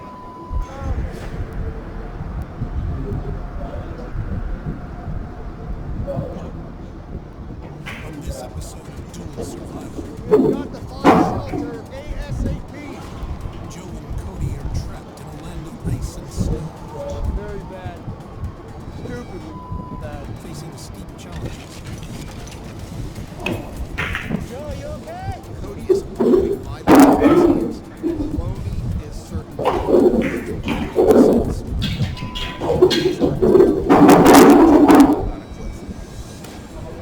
Special Operations veteran Joe Teno, outdoor survival skills instructor Cody Lundeen. Two guys with two completely opposing survival techniques. You're in shorts and Norway. You better pray you find a shelter. Joe? But for one of these guys, Norway will be their last journey. I have never done this before.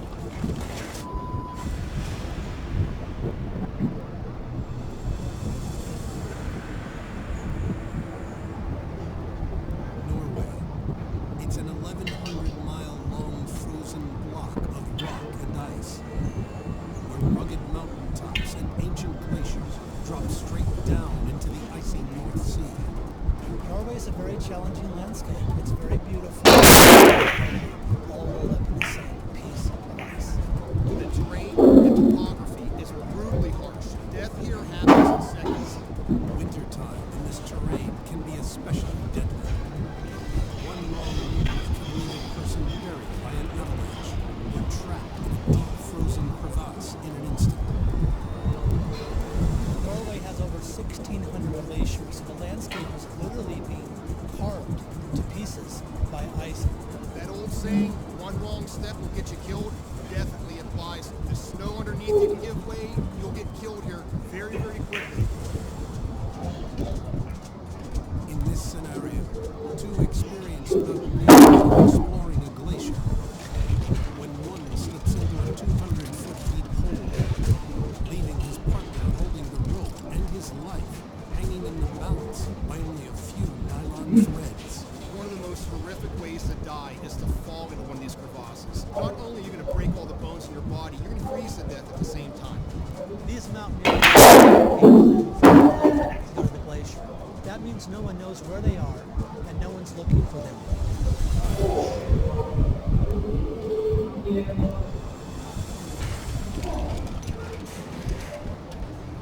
Joe, you okay? Yeah, I'm all right. How dangerous look? Hold on a sec. I can't hold Joe forever. I need to clip him into these two ice anchors I have behind me, because he could literally pull me over the edge, and then both of us are this way.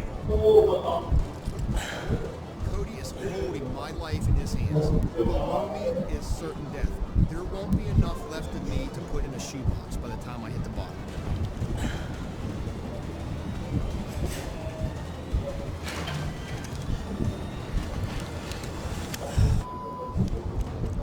Okay, you're roped in. Check the anchors, Cody. Got two ice screws. They're all flat. 10 or 15 minutes and these ice screws are going to melt out.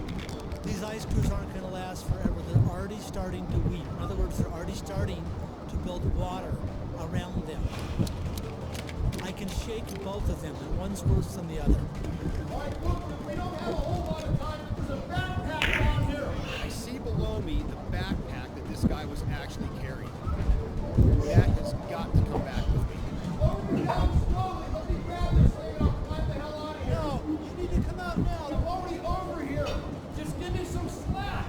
There is no telling what is in this backpack that could help Cody and I out of this situation. In special operations, you would never leave an asset like a backpack behind.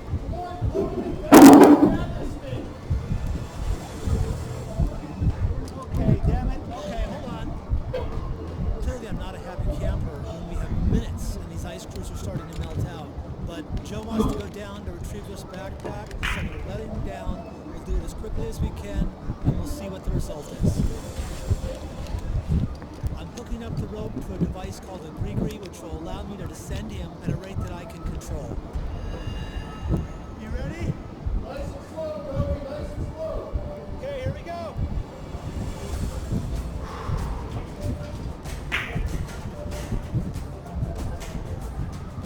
Keep going, Cody. You're running out of rope. You got about 4 more feet. Right above me. Not much farther. Go. That's it. That's all the rope you have. Right above the damn thing. I can almost get it. This backpack is so close I can almost taste it. I've got a few feet and I can get my hands on this damn backpack. The only thing I can do is swing on this rope as far as I possibly can to grab the shoulder strap. Joe, I've got to stand on these anchors because they're starting to melt out. So whatever the hell you're doing, you need to be quick.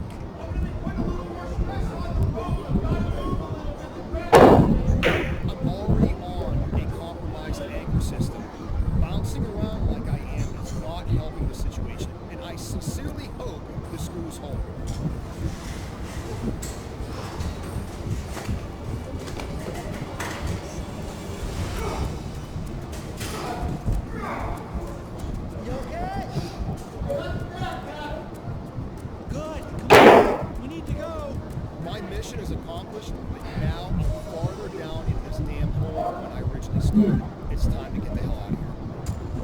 Minutes on those ice screws. We gotta go. Come on, it's not coming out. Ice screws are getting out. I can't do anything. I've got to stay here and stand on these ice screws. Impossible for Cody alone to pull me out of this hole. The only thing I can do is pull myself out by the rope, and I've got a device with me to do that.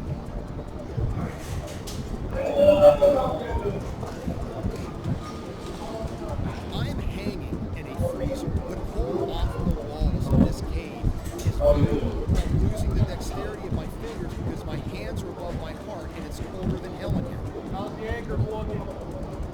Looking weepy. How much further? I'm going as fast as I can. My biggest concern in this situation is I can't see what's going on with Joe. And I've got to stay here and stand on these ice screws. And we're running out of time.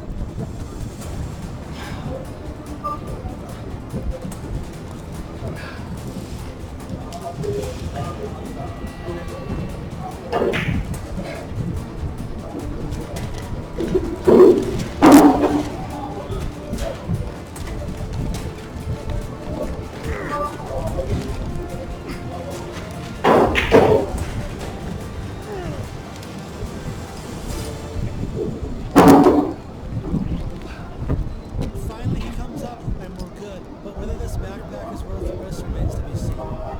It remains to be seen. Let's see if that was worthwhile. Dude, there's something in it. I can feel it. Warm my hands up real quick. What's up with your hand? I slipped. Just caught a cold in the ice. Yeah. Clearly you have feeling. I'll be good. I'm just cold. I'd rather be so better than that.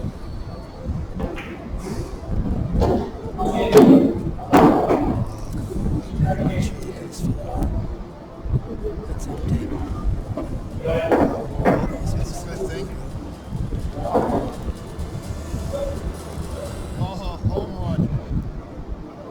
Last but not least, a satellite phone. Let me see that bad boy. I've used one of these before. I'll pray over it right now for it to work. It's not gonna work. It either has no juice or a fall with a backpack. Just freaking put the screws to it. Oh man. That's really a kicker. Have a satellite phone. You just risk your neck to go in, and it doesn't work. It's a tremendous blow. What's in this thing? What's in the pulp, bro? Anything worth the crap? It's a caribou hide. Look at that. That's sweet. Yeah. You got a snow shovel? This book itself, just how to pull it, switch to rope. You know, we're not doing any good here. Let's pull all these ropes. Might as well use the sled and use it and have gravity in our favor. Let's get the hell out of here. Let me get the rope up and get out of here, bro. It is what it is. We've got to make do with what we have, and we've got to get off this glacier as quickly as possible and safely as possible. Without proper supplies, survival on a glacier would be nearly impossible. Nighttime temperatures will reach negative 30 degrees Fahrenheit, and there are virtually no available resources from the or shelter. Cody, watch this. Right here. In these conditions, death by hypothermia is guaranteed within hours of sundown. Hey, Cody, this thing's coming to an end. We're at the edge of it right now. Yeah, but that's just a vast wasteland, man. That's like a frozen desert. It's not much better than where we're at right now, but at least it's lower. We can't stay here, though, obviously. There's nowhere to shelter. Yeah, let's keep going down.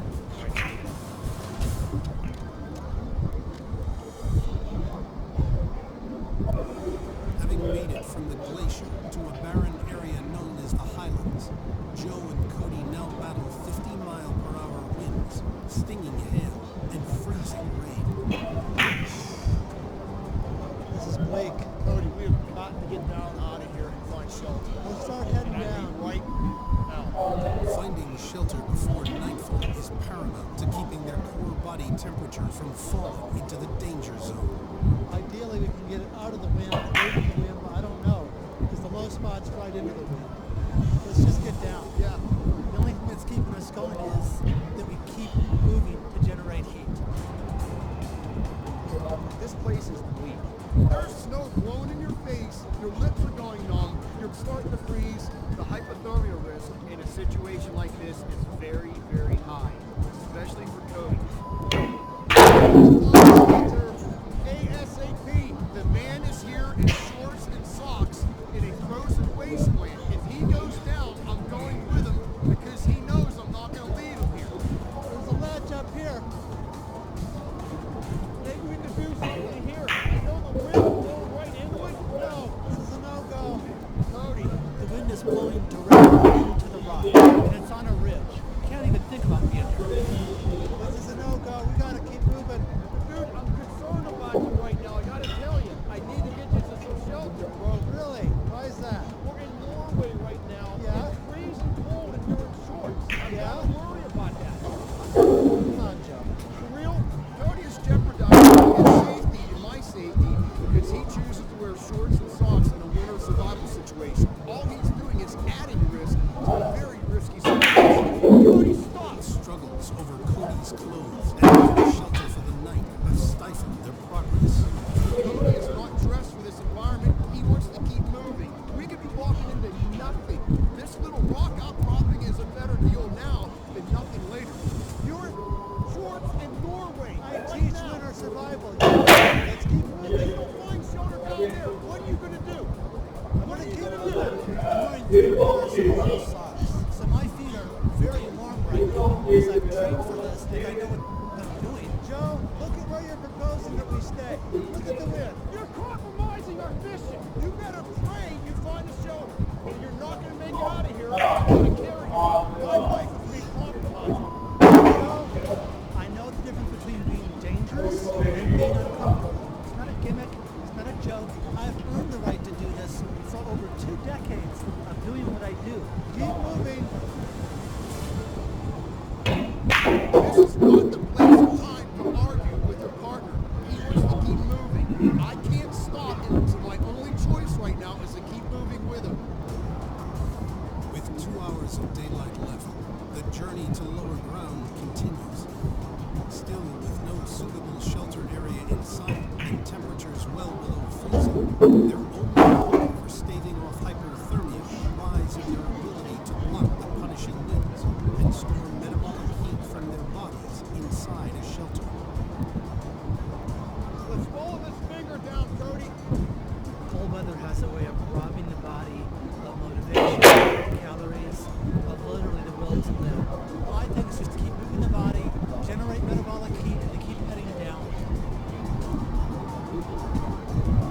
What do you think? Just keep going straight? Yeah. It looks like the terrain's hooking to the right. I can't Just see keep that going far, to down. be honest with you.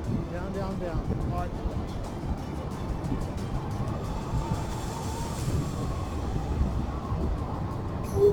Cody, check this out. Yeah? Good weather. It's stiff. I see a dead hare laying in the snow. I can tell this thing is that long. We're in a frozen stiff. I don't know what he died from, so I'm not leaving meat here, but there's no way. He's coming with us. Looks like a snowshoe hare. It doesn't look all the way frozen. I don't know how it died. If Joe wants to take it along, we'll take it along, but it's suspect in my mind. Nighttime temperatures in the Norwegian highlands can sink to as low as 30 degrees below 0 Fahrenheit, Very bad. Stupidly. making death from hypothermia almost a guarantee if left unprotected by some form of shelter. We've got about an hour of sunlight, Cody, and that's it. Joe, there's trees down here now. As we cross, we do see some tree cover. It's the only cover we've seen, so we're going to go through. Cody, check this out. I see some junipers and a rock outcropping, and I'm saying to myself, this is it. We're still in the wind a little bit, but I think we got very, very lucky finding this. The wind's still blowing right into got stuff we can use. I think we should stay right here and make the best of it. It's not a perfect situation, you know that? I think the light decrees that we have to. We don't have enough light to do much else. This is the best thing we've come across. We're losing light. We can't really advance forward anymore. So as much as I would like to turn the wind around and have it on the other side of this rock ledge, it's not going to happen. At least we've got some greenery here that we can put down on the ground for sure. We can close with some kind of shelter. Yeah. With this kind of wind, I seriously doubt if fire's going to be in the equation. First thing I'll do is I'm going to clear out the snow and build the snow. If you want to get some juniper, definitely to sit on, I can get it from those, so we got to compromise this. We'll get to work. This is a team event. You may have disagreements, but at the end of the day, you've got to come together and work together. And Cody and I have come to terms that this is where we are going to shelter, so it's time to get to work.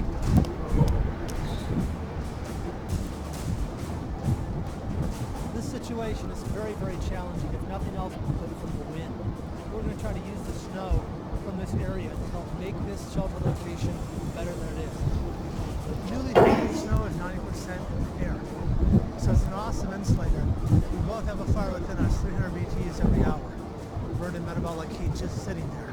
So if we can create a windbreak and then deal with juniper for conduction on the ground, people would have a chance here. You never want to lay directly on the ground due to conduction. It's going to suck the heat right out of your body. The ideal situation is to get your body about 3 inches off the ground. There's just a few holes. I've got the inside kind of matted. I'm going to take the powdered snow and actually throw it onto the wall itself, so it not only clogs the gaps or the holes from stacking the blocks, but it actually cements because of the friction of the molecules of the snow going across each other, called sintering. It makes the wall stronger, so it's less likely to tip over.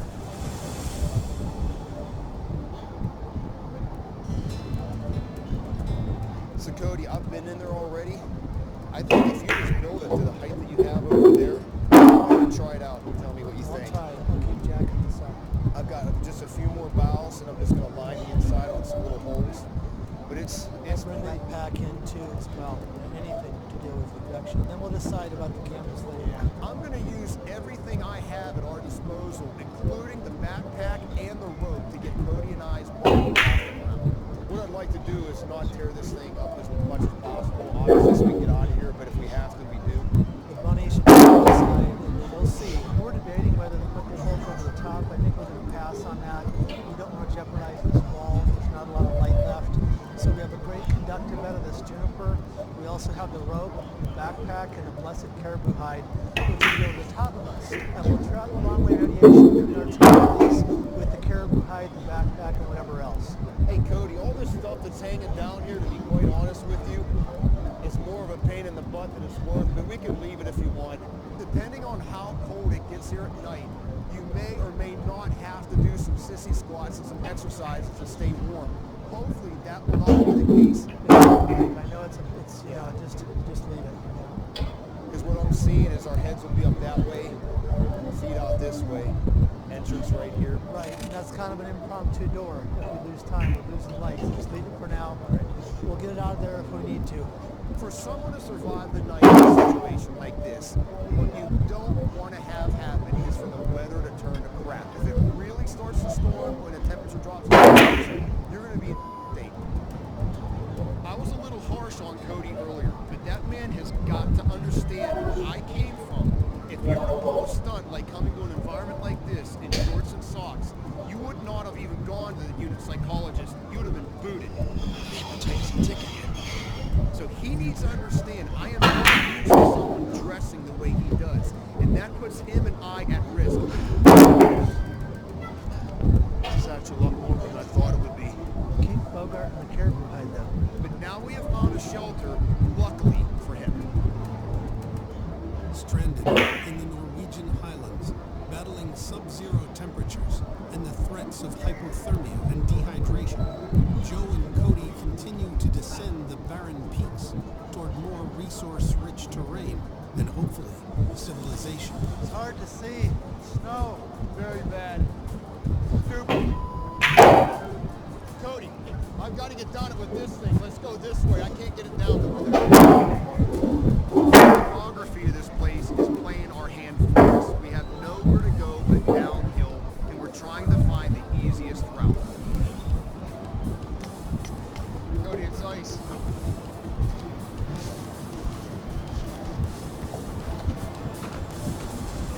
the stream.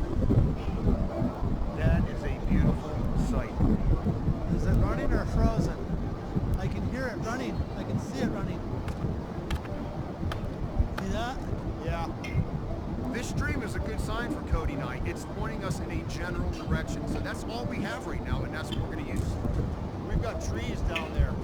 So what do you think if we just follow this down that tree line and see what the hell's down there? Better cover. Yeah, no doubt.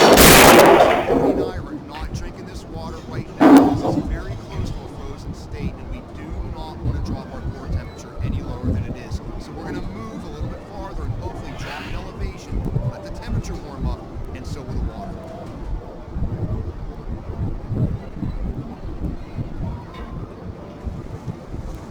The train is starting to get a lot more vegetation, which is good. The snow's starting to dissipate. We're getting a lot more moss, some ferns, some deciduous and conifer trees. So this is better resources. Cody, give me a shovel. A polk is a great resource to have if you're going over ice or snow, but when you start to go through brush and twigs, it becomes a big hindrance. It's snagging on every little thing it can get its hands on. It's starting to smoke me. Cody? Yeah. Stop here for a second. It's becoming at the rear end right now. I think what we should do is just cross-load this stuff right now. I agree. Let's see what we need and leave the rest here. I bet most of this will fit in that pack. You can do what you want with your bunny, and I want the canvas off this, so I'm going to start cutting it off. Leaving this polk is not going to be easy. I don't like leaving resources behind. We're going to take anything we can off of it, put it in the backpack, and we're beating feet out of here. It's a new one for me, Cody. I've never strapped a dead rabbit outside of my backpack. I think this little valley should spill us right into where that water's running. Yeah.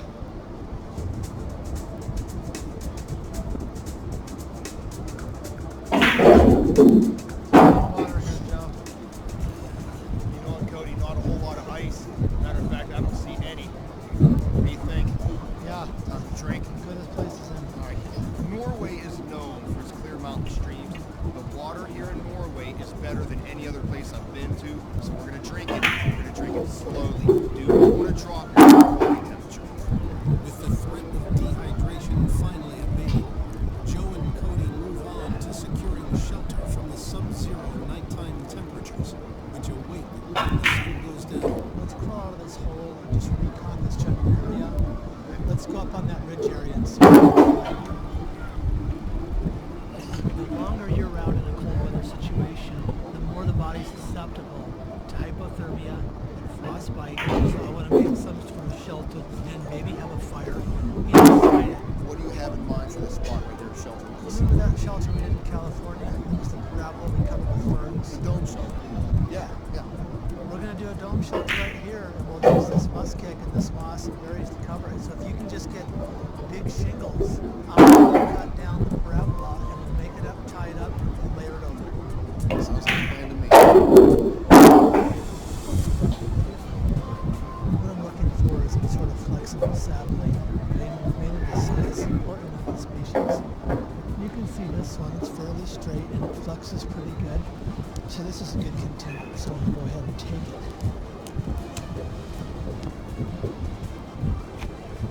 As I'm just taking up some of this moss, I'm just going to cut out some small squares, and we're going to use that for insulation. There's going to be one shingle, so to speak. That's some really good insulation right there. A real traditional Sami shelter like this is called a gubba. In this case, the Sami people were on the move. This is a structure they would have made for maybe a night, maybe two, maybe three. Nomadic type structure. But that's all we need here. Is let's do these two underneath. Okay. Start them underneath, plant them. The last thing we need is to be working on this shelter when the sun is gone. We need to get it built now, and we do not have a lot of time. You ready to start stacking some of those moss bricks you brought back? We're taking this turf around here and we're using it as shingles over the armature of this bunch.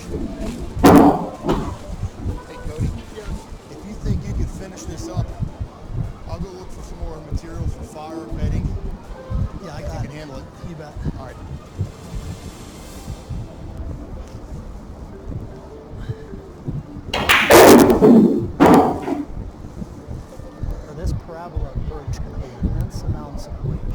because this bog-like substance is heavy. So inherently, this shape is extremely strong because it obeys the laws of nature instead of breaks the laws of nature. It was sunny just a while ago. Now the clouds are starting to roll in. They look like snow clouds. So I need to get on this and get this done as quickly as possible. The weather looks like it's changing. If it snows, at least we'll have something built. Considering the situation that Cody and I are in, it's a home run to have a shelter that we have. But that is not going to get us to the finish line. So we've got to build a fire and hopefully eat that rabbit. You've got to replenish your calories or you're not going to go anywhere. If you look around here, you can see that everything's covered in snow. It's wet. A lot of tinder bundle material. This right here is called a midden pile. Basically what it is when a squirrel eats, it dumps all of its food in the tree and it falls here. But if you look there, his nest is right there. This nest is really cool the way they engineer these things. The outside is used to keep the water and the rain and the snow off of the inside. So I know for a fact this stuff on the inside of this is great tinder. It's definitely worth trying to climb this thing. So I've got to get my crampons and get my rope, and then I'm going to try to get up to that nest.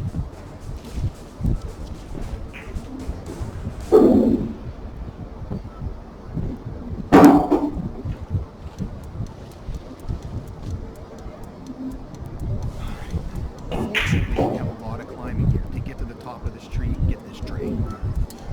The technique that I'm using is actually called spur climbing, and it was developed by the lumberjacks. They get in the tree and automatically. I'm putting one foot into the tree and sinking those spikes as far as taking another step. Once I do that, I move the rope up and step again. You take 2 steps, you move the rope. I have never done this before.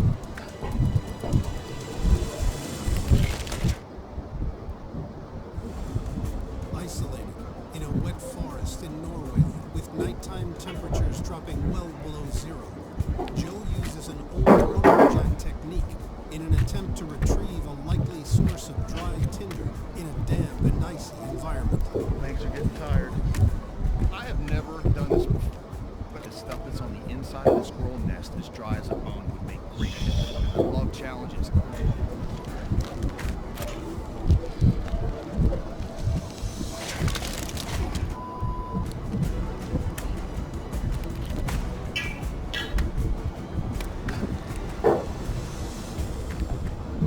I'm a raging type A personality and I don't like to lose. I came down off the squirrel nest.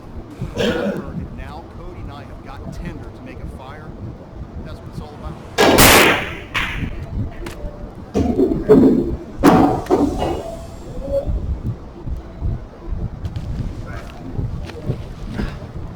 We want to talk about some insulation. Good Lord.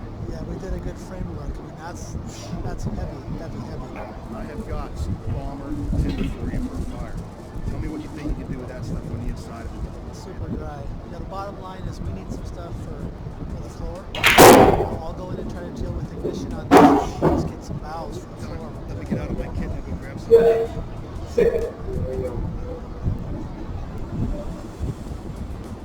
This is some primo stuff that Joe got. It's a bona fide squirrelage there. This forest offers a lot of challenges for making fire because everything's damp, moist, wet, and all of the above. So I don't give a damn if we have a squirrel dry the size of Kansas. If everything else is wet, it's a no-go. My thought on this is to take this empty lighter and make a pile, essentially lighter for dust. Yeah, after 3 passes, you can see that first sort of dust. If I do it too quickly, it'll combust because it'll spark and light that on fire. I'm going to take apart the cigarette filters and make them extremely fine fibers and put that dust on the cigarette filter fibers I created. I'm going to finish this off with that flint, and that spark should ignite that fire.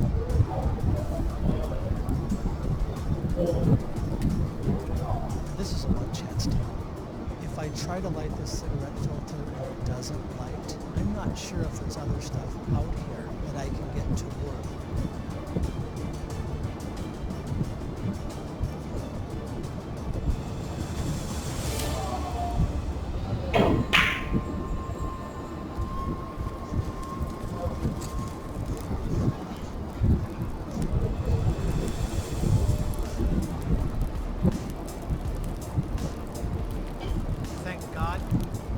first goal is to get the hell out of the situation that you're in outdoor survival. But if you have a shelter, you have a fire, you have the base needs met.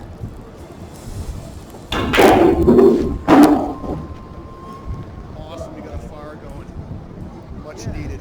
It's great that Cody got a fire started. Now we can get some quality rest, recharge our batteries, and cook some food because you've got to replenish your calories or you're not going to go anywhere. I want to check out this rabbit real quick. I'm a little shaky about eating it, so I'm going to go look for fish. I think there's fish down that river. You care if I split? No, go ahead. I'll be within earshot if I need I'll something. be right over here. I'm going to go about 100 meters away and open this thing up. Okay. Joe's hair, it's like it's vomiting blood, whatever. We don't know how it's died, and thus I'm going to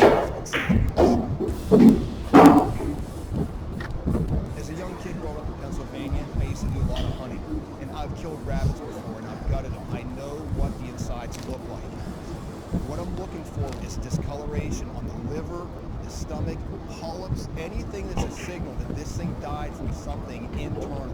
If it had a disease, I'm not eating it. This thing's frozen pretty good. I'm not getting a funky smell from it, but I'm seeing some blood, and I know it's not from the knife, on this internal organs right here that's not frozen. Hemorrhages or lesions can be signs that you died of a serious infection, like septicemia. Eating the contaminated meat could result in a deadly case of food poisoning. This is where you got to do your due diligence and do your risk. This is a lot of protein. This is what you need in a survival situation to make it out. Is it worth eating this thing and getting sick? I don't know. Hopefully, Cody grabs some fish for us, and if he does, we're not eating rabbit.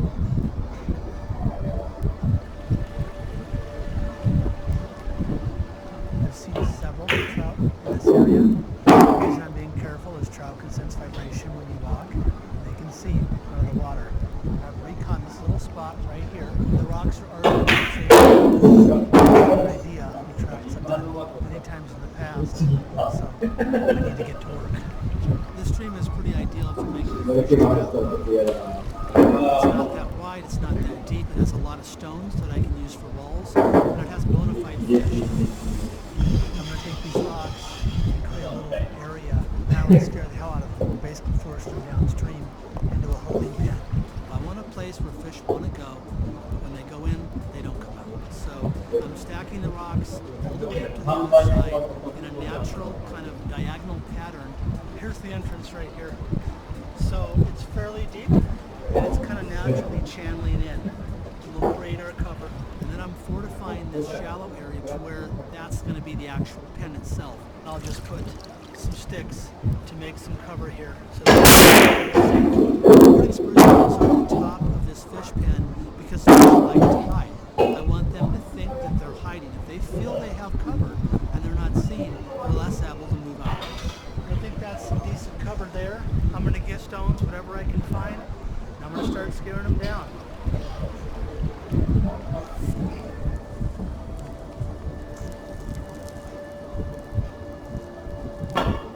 What I'm going to do right now is I'm going to make what's called a tender tube. And the reason I'm making this is it's going to be a device that's going to give us the ability to make a char cloth, to make a fire. And all I'm going to do is I'm going to take this little metal tube that was on the end of the pole, and I'm going to stick this cotton rope through it until it comes out the other end. And this is the part that you're going to burn. Once it starts burning, you're going to pull it back inside and get it down to the center of this tube. And it's going to snuff the fire out, but it's going to create char cloth here on the end. For someone in a winter survival situation, having a fire is a very big deal for several reasons. One, just the psychological aspect of getting warm and having quality sleep is huge for obvious reasons. You're going to get a chance to recharge your batteries fully. Secondly, if you do have something to cook, you can't cook it without a fire. All right. It's just blackening right now.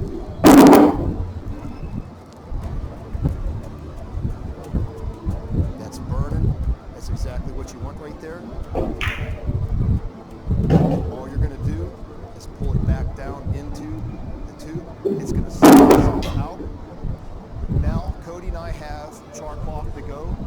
us a light up the floor, bring it up to the flame, and we can start a fire.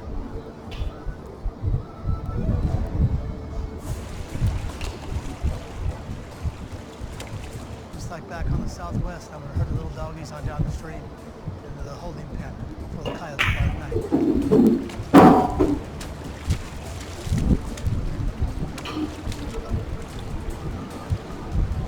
Plug the entrance of this trap. See if there's anything under the spruce. If there is fish, we eat. If not, I'm going back to Joe. Because I can't really tell if there's any in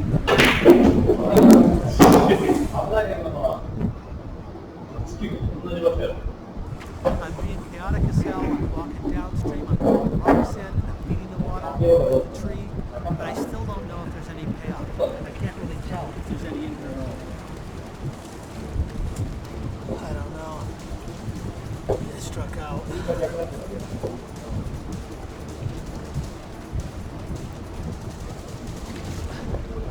There's one.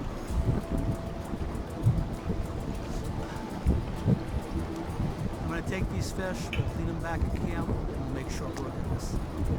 The shelter's there, the fire's there, now the food's there.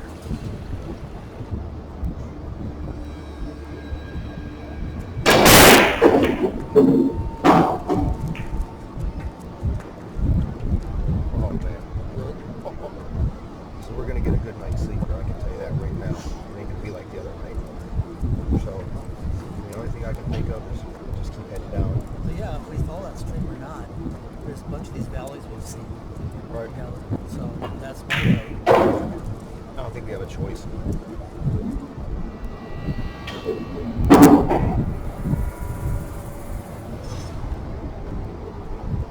Another day in the mountains is the continued threat of hypothermia and mechanical injury, along with the prospect of more severe weather. Boy, it's getting steeper, Cody.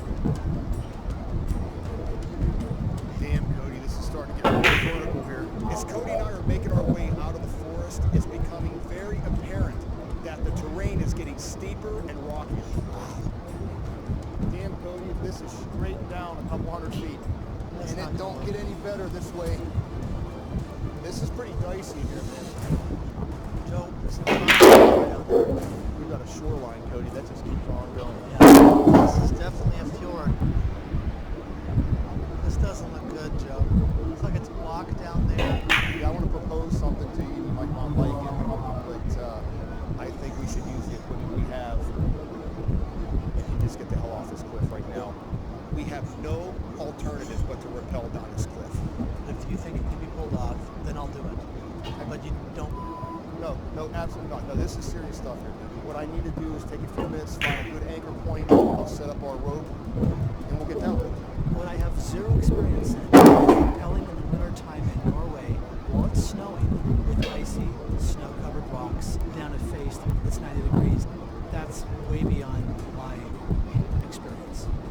This is probably going to be the sketchiest rappel that I've done. You've got the fog, you've got loose rocks, you've got ice. This rappel is going to be a little dicey, especially for Cody. Let's do it, man. Nice and slow.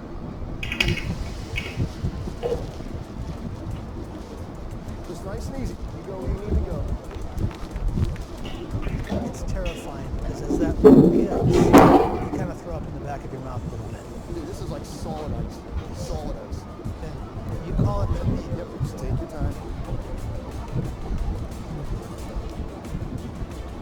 Watch your feet real quick. Let me get to know you a little bit. Hold on.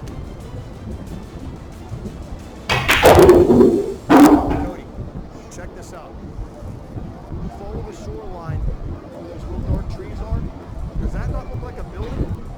Yeah, that looks like a house or something. Or a barn. Well, we're heading in the right direction. Let's keep going.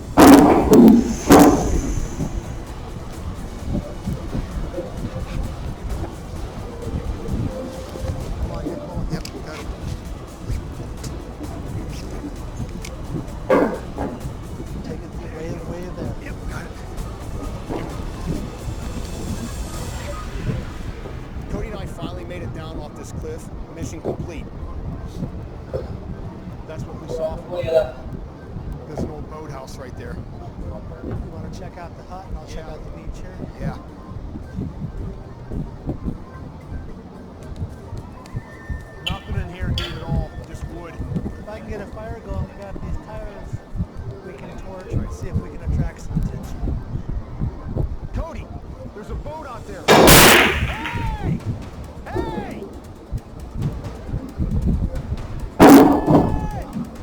sees us. Hold on. All right, he's turning this way, Cody. He sees us. He sees us. This scenario has been very physically demanding on me. For anyone in a survival situation like this, maintaining yourself in top physical condition may very well be the difference between walking out of here and being put out in a body bag. Hypothermia is the #1 killer of all people in the outdoors, especially here in Norway. We've had to deal with dry cold, we've had to deal with cold. Always dress for your knee level, stay hydrated, and know how to make a fire.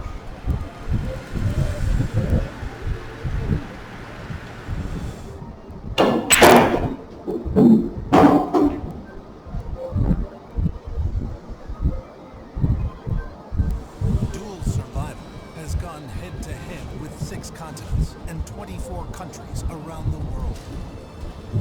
Confronted the nastiest weather Mother Nature can throw at you. Let's make a little lull here in case this gets out of control. I think we're past out of control. Stared down dangerous apex predators. Cody, we need to get out of here. And battled extreme terrain. In the middle of nature's most unforgiving places, 2 men with opposing survival tactics are thrown together and forced to work as a team. People that drink the piss don't know what they're doing. I know my body. It's not going to put me down. It's going to give me the edge that I need. Tension grew. Don't move. These things track off movement. Shut up. And one is no longer on the show. For the first time, the crew tells the real story behind surviving in the world's most hostile lands and what it takes to make the show. The hunts are always... Cody, where is it? Tricky. Having a crew trailing your roads in lowly is your success. I'm like in a really precarious position. While we were rolling, all I can yell is, "Let go!" And that's all I remember. Find out what really happened this season that hasn't been done until now. Tensions had built so much to that point that by the time we got to Norway, things had reached a boiling point. You don't have the experience, Joe, that I have. I think we may have gotten more than we bargained for by putting those two together because it was a very explosive combination. With one man gone, who's willing to take on this challenge? And who's moving on with a brand new partner? Yes. For 15 episodes, the dual survival partnership of Cody Lundin and Joe Tedeye has struggled through isolated deserts and twisted jungles, faced down venomous snakes. I'm killing them right now. Stinging insects. That hurt? No, it freaking tickles. And man-eating predators. You better know what you're doing out here. You're coming home on a platter. The dual survival team has taken on the toughest survival scenarios in the world. Oh boy, start dropping me. And come out on top. Yeah. Until now. Season 4 started with high hopes in the mangroves of Sri Lanka. I got several. Go! Hold on.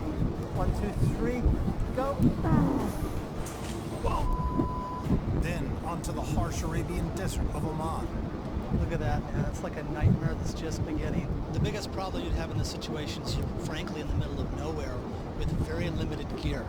All this guy's shade, all his shelter is on this hot desert island. To add to that, it's early morning right now and it's only going to get hotter.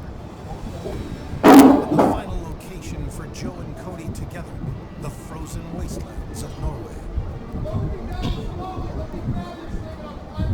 Yo, you need to come out now. I'm already over here. Just give me some slack. You're running out of rope. Not much more. If this... Listen, life is compromised. I don't want to... anyone. I do this all the time. You're compromising mission.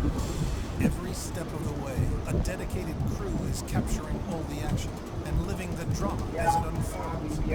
This is the first time they talk about dual survival from the inside. There's a ton of dangers out there for these guys, and the fact that they pull it off as seamlessly as they do is really one of the great feats in television. Despite weather conditions so extreme that merely surviving becomes an issue, they've been there.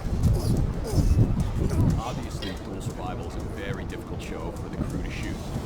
Executive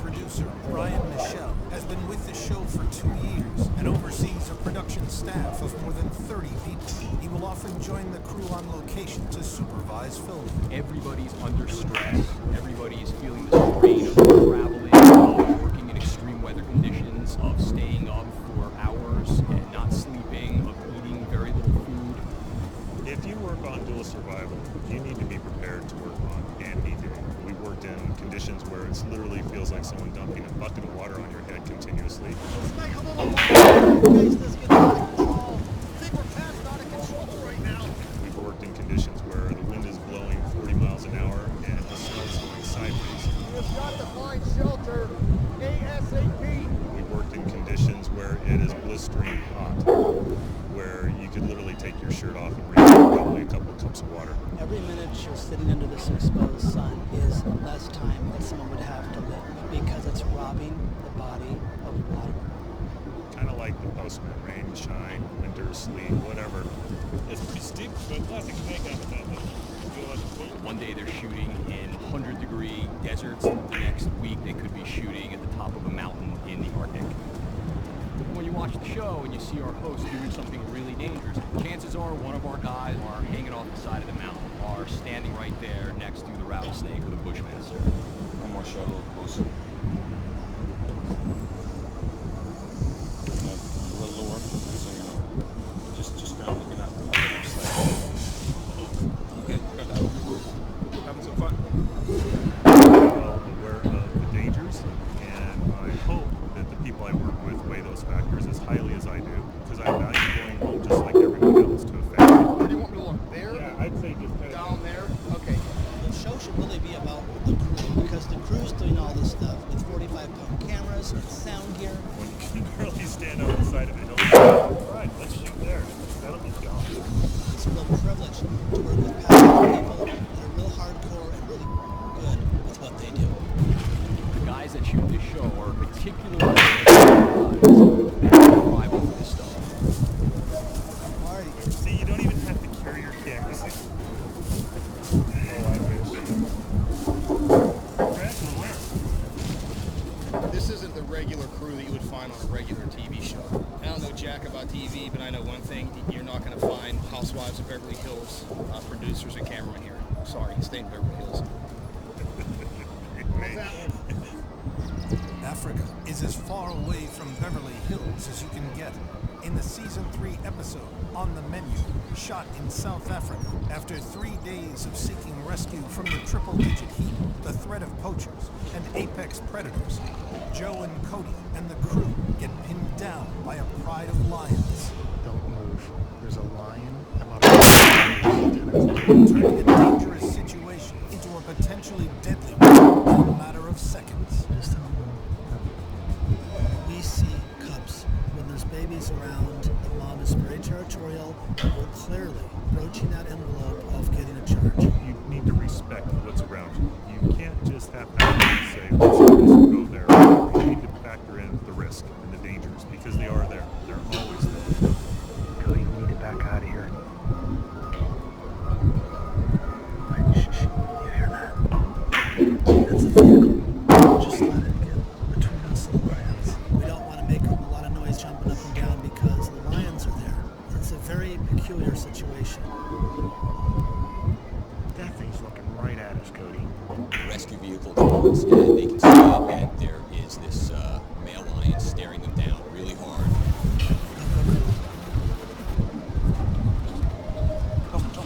They make it through and the Jeep pulls away, and we know that Eric Carver and Russ Phil are still sitting there with their cameras on this lion and his family. There are drawbacks to being behind the camera. When our hosts jump into a rescue vehicle and drive off into the distance, and I'm left standing there looking at the pride of lions, then you start thinking, maybe it won't be so bad to be in front of the camera. Copy that. Yeah, we're ready to go, and so just let's do it. No one's been more willing to put himself in harm's way for a shot than director of photography Derek Carver, who's been with the show since the very first episode. Even if that means swimming with sharks. Ready, Derek? Ready? Yeah, ready. Sure, synced up. In season 3's Fiji episode, Joe and Cody build a makeshift flotation device and attempt to navigate it across waters known to be populated aggressive tiger sharks.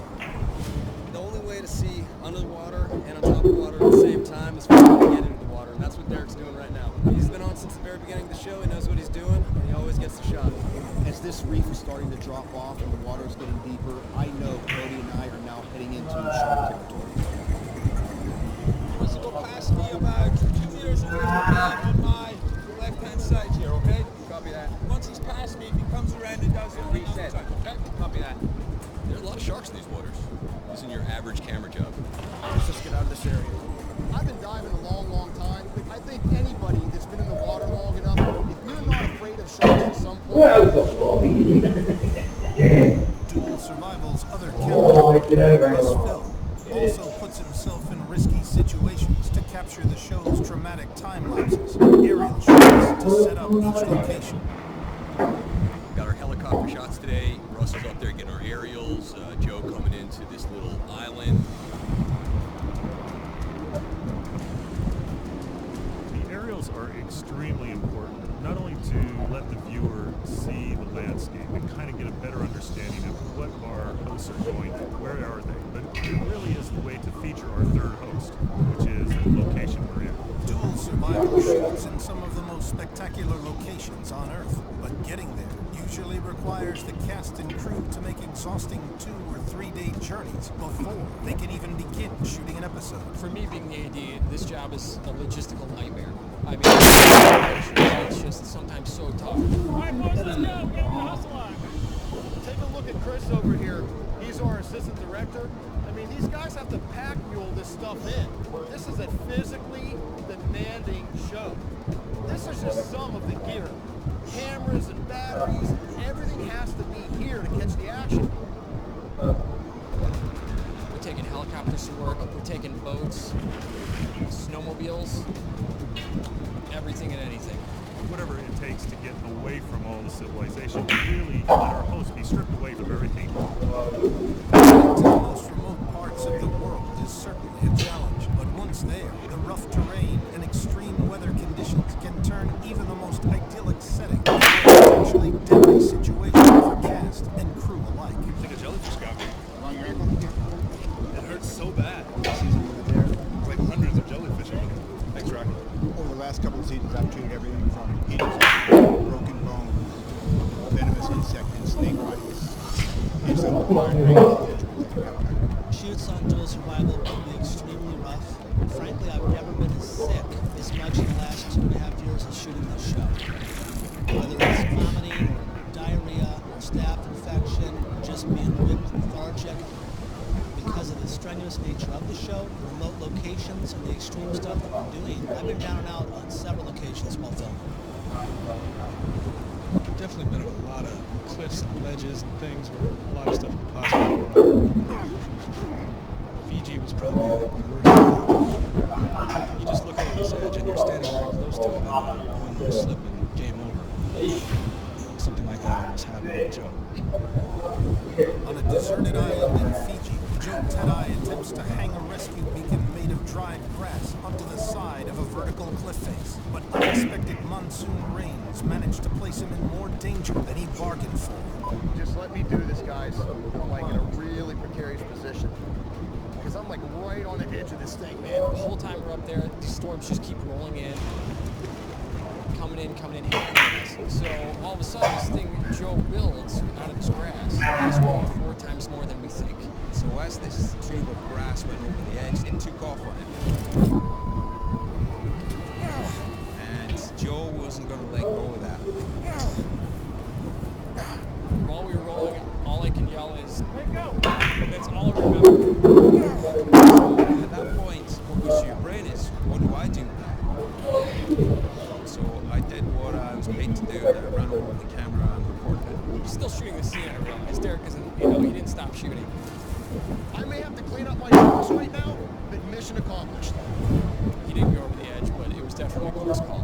I thought it was, potentially out of a job here forever on the show.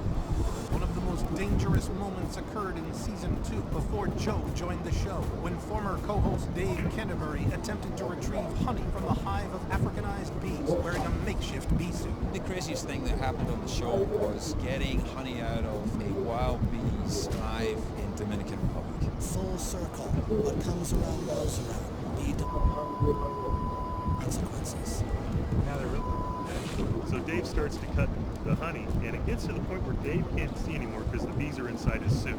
He's literally asking me, have I got it? Have I got it? And I'm looking and seeing him cut the honey. I said, now just spear forward.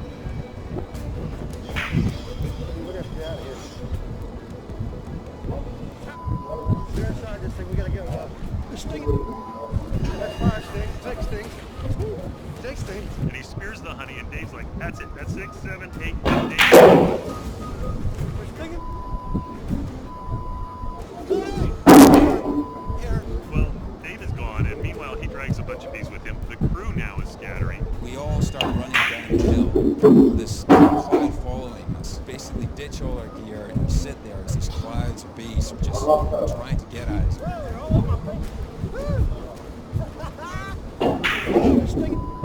I'm the only one left in sort of a makeshift bee suit. I'm getting stung the heck out of it. It was like 28, 30 times or something or more. But I literally had to go back into the woods and kind of crouch down and hide because they were that intense. Each episode of Dual Survival kicks off with a scenario that places regular people in incredibly difficult situations which challenge their ability to survive. First aid kit, multi-tool, water bottle, MP3 player, and that. The scenario really is designed to hammer home to viewers that, hey, this can happen to you.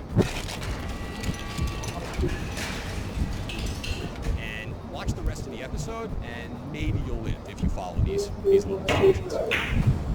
And over the years, Joe and Cody have been placed in virtually every type of predicament one could imagine, which often puts a strain on their relationship.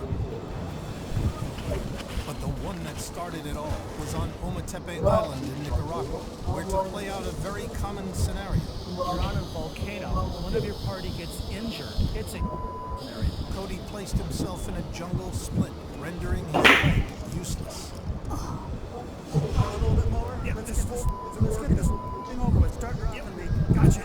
Watch your slow, slow, slow. As Joe was lowering Cody down, there was a moment or two when he started to slip and the rope started to slip, and you could tell in Cody's voice that he was concerned about his safety. Keep coming, keep coming, keep coming. I'm here. Keep it coming. When that vine started to move a little bit and Joe started to come up against a tree, I think they all realized that something goes wrong. Cody didn't know the rocks move up. Okay, I'm down. Two guys get on their water valve and they bite off more than they can chew. And they are now at the mercy of Mother Jungle. On the banks of the Amazon River in Ecuador, both cast and crew had to deal with numerous changes in terrain, from river travel to triple canopy jungle to wet cliffs that put everyone's lives in peril. When we were in Ecuador, we were walking in a canyon, and it was all slick, and there was just a drop off, and if you fell into it, you were gone. This is getting a little dicey. You're going to fall, you're going to bang against the cliff walls all the way down, hit the water, and your body was going to wash away, and nobody was going to find you for a couple days. This cowboy paraglider pushed their machine way beyond its capabilities. What a nutcase to this alone. Chile's Atacama Desert was so changed and lacking in moisture that Joe made a tactical decision to drink his own urine, something Cody was dead against. I'm gonna take a mouthful of it just to give me a little psychological edge. Those that drink their pee don't know what they're doing. That was a huge fight between Joe and Cody. There was a huge controversy in the survival world. Physiologically, it's a horrible idea. People that drink their piss survive despite it, not because of it. And you can take that fact to the bank. I spoke with him about it. He understands the physiology of consuming urine, but he's the kind of guy who is making decisions like that based on things that have happened to him in real life in the course of being a special operations guy. I've been in some really situations. I know my body. I know how far I can go. I know how long it's going to take me to get there, and I know it's going to give me the psychological edge that I need. It's about survival. We're showing you two conflicting viewpoints, and we hope they all join forces and move through the scenario together.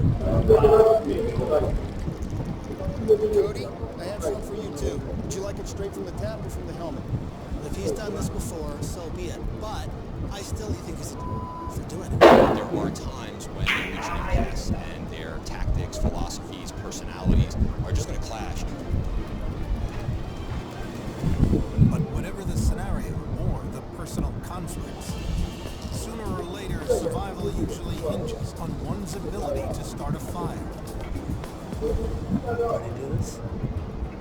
And on this show, that means doing it without the convenience of modern technology. People love watching our hosts make fire. There's just something about the primitive nature of fire that sucks people in.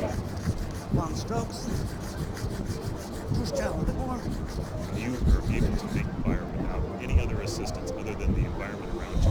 There's something about that I think just charges everything. I get excited every time I see it. Oh, yeah. And there may be no one on the planet who has mastered the art of primitive fire like Cody Lundee. But of all the fires Cody has created on the show, there is one from the first season which is seared into the memory of at least a couple of crew members. There's one that stands out, and that is when Cody did it in Arizona. So that's a nice, sharp cutting edge. Cody fashions stone tools. And then from the stone tools, cuts the pieces of the proper wood and the proper yucca plant and built a hearth and a hand drill. Okay, rock and roll.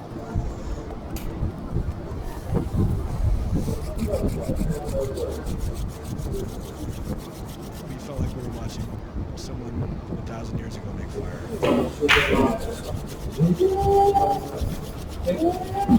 Just felt totally right, totally seamless, and worked like a charm. From the point when he starts to make fire to the point when he has fire, it's about 2 minutes. And there's fire sticks. That's what we see. But not all of the most memorable fires have been created in such primitive fashion. Fire no. Oftentimes, the guys have relied on good old American yoga to get things going. The fire that really stands out in my opinion is the one that we started in Louisiana. In the middle of a swamp, in the middle of a rainstorm, using the spark plug of an outboard motor. It's not doing it, man. At the time, everyone was kind of like, this is never going to work. Okay, we got a little bit of gas left in that tank over there. And I'm just going to pour a little bit of it in this bottom reservoir and try to put the tinder bundle in there and then set the spark plug into it, ground it off, and see what happens.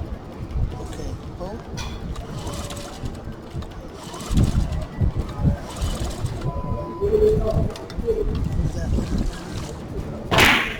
And I think there was just a pure surprise that we actually ended up with a fire at the end of it, which makes it so memorable. My favorite fire on the show is one that Joe did, I think. And it's probably because I live in an urban environment, so it's a fire I can relate to. On the Nicaraguan island of Ometepe, Joe sacrifices a valuable asset in a risky attempt to make fire. What we're gonna do is I'm gonna take the flashlight bulb out. We've got to break it without breaking the filament.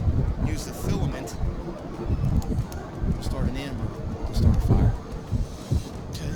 I've got one shot to do this right. Bases are loaded, Joe's at bat.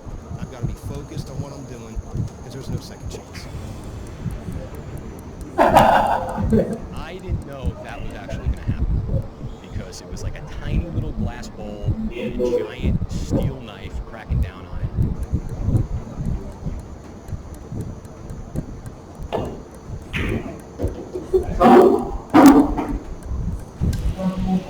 But gave it, just the right little push-pull, and there it was, exposed filament. All right, that's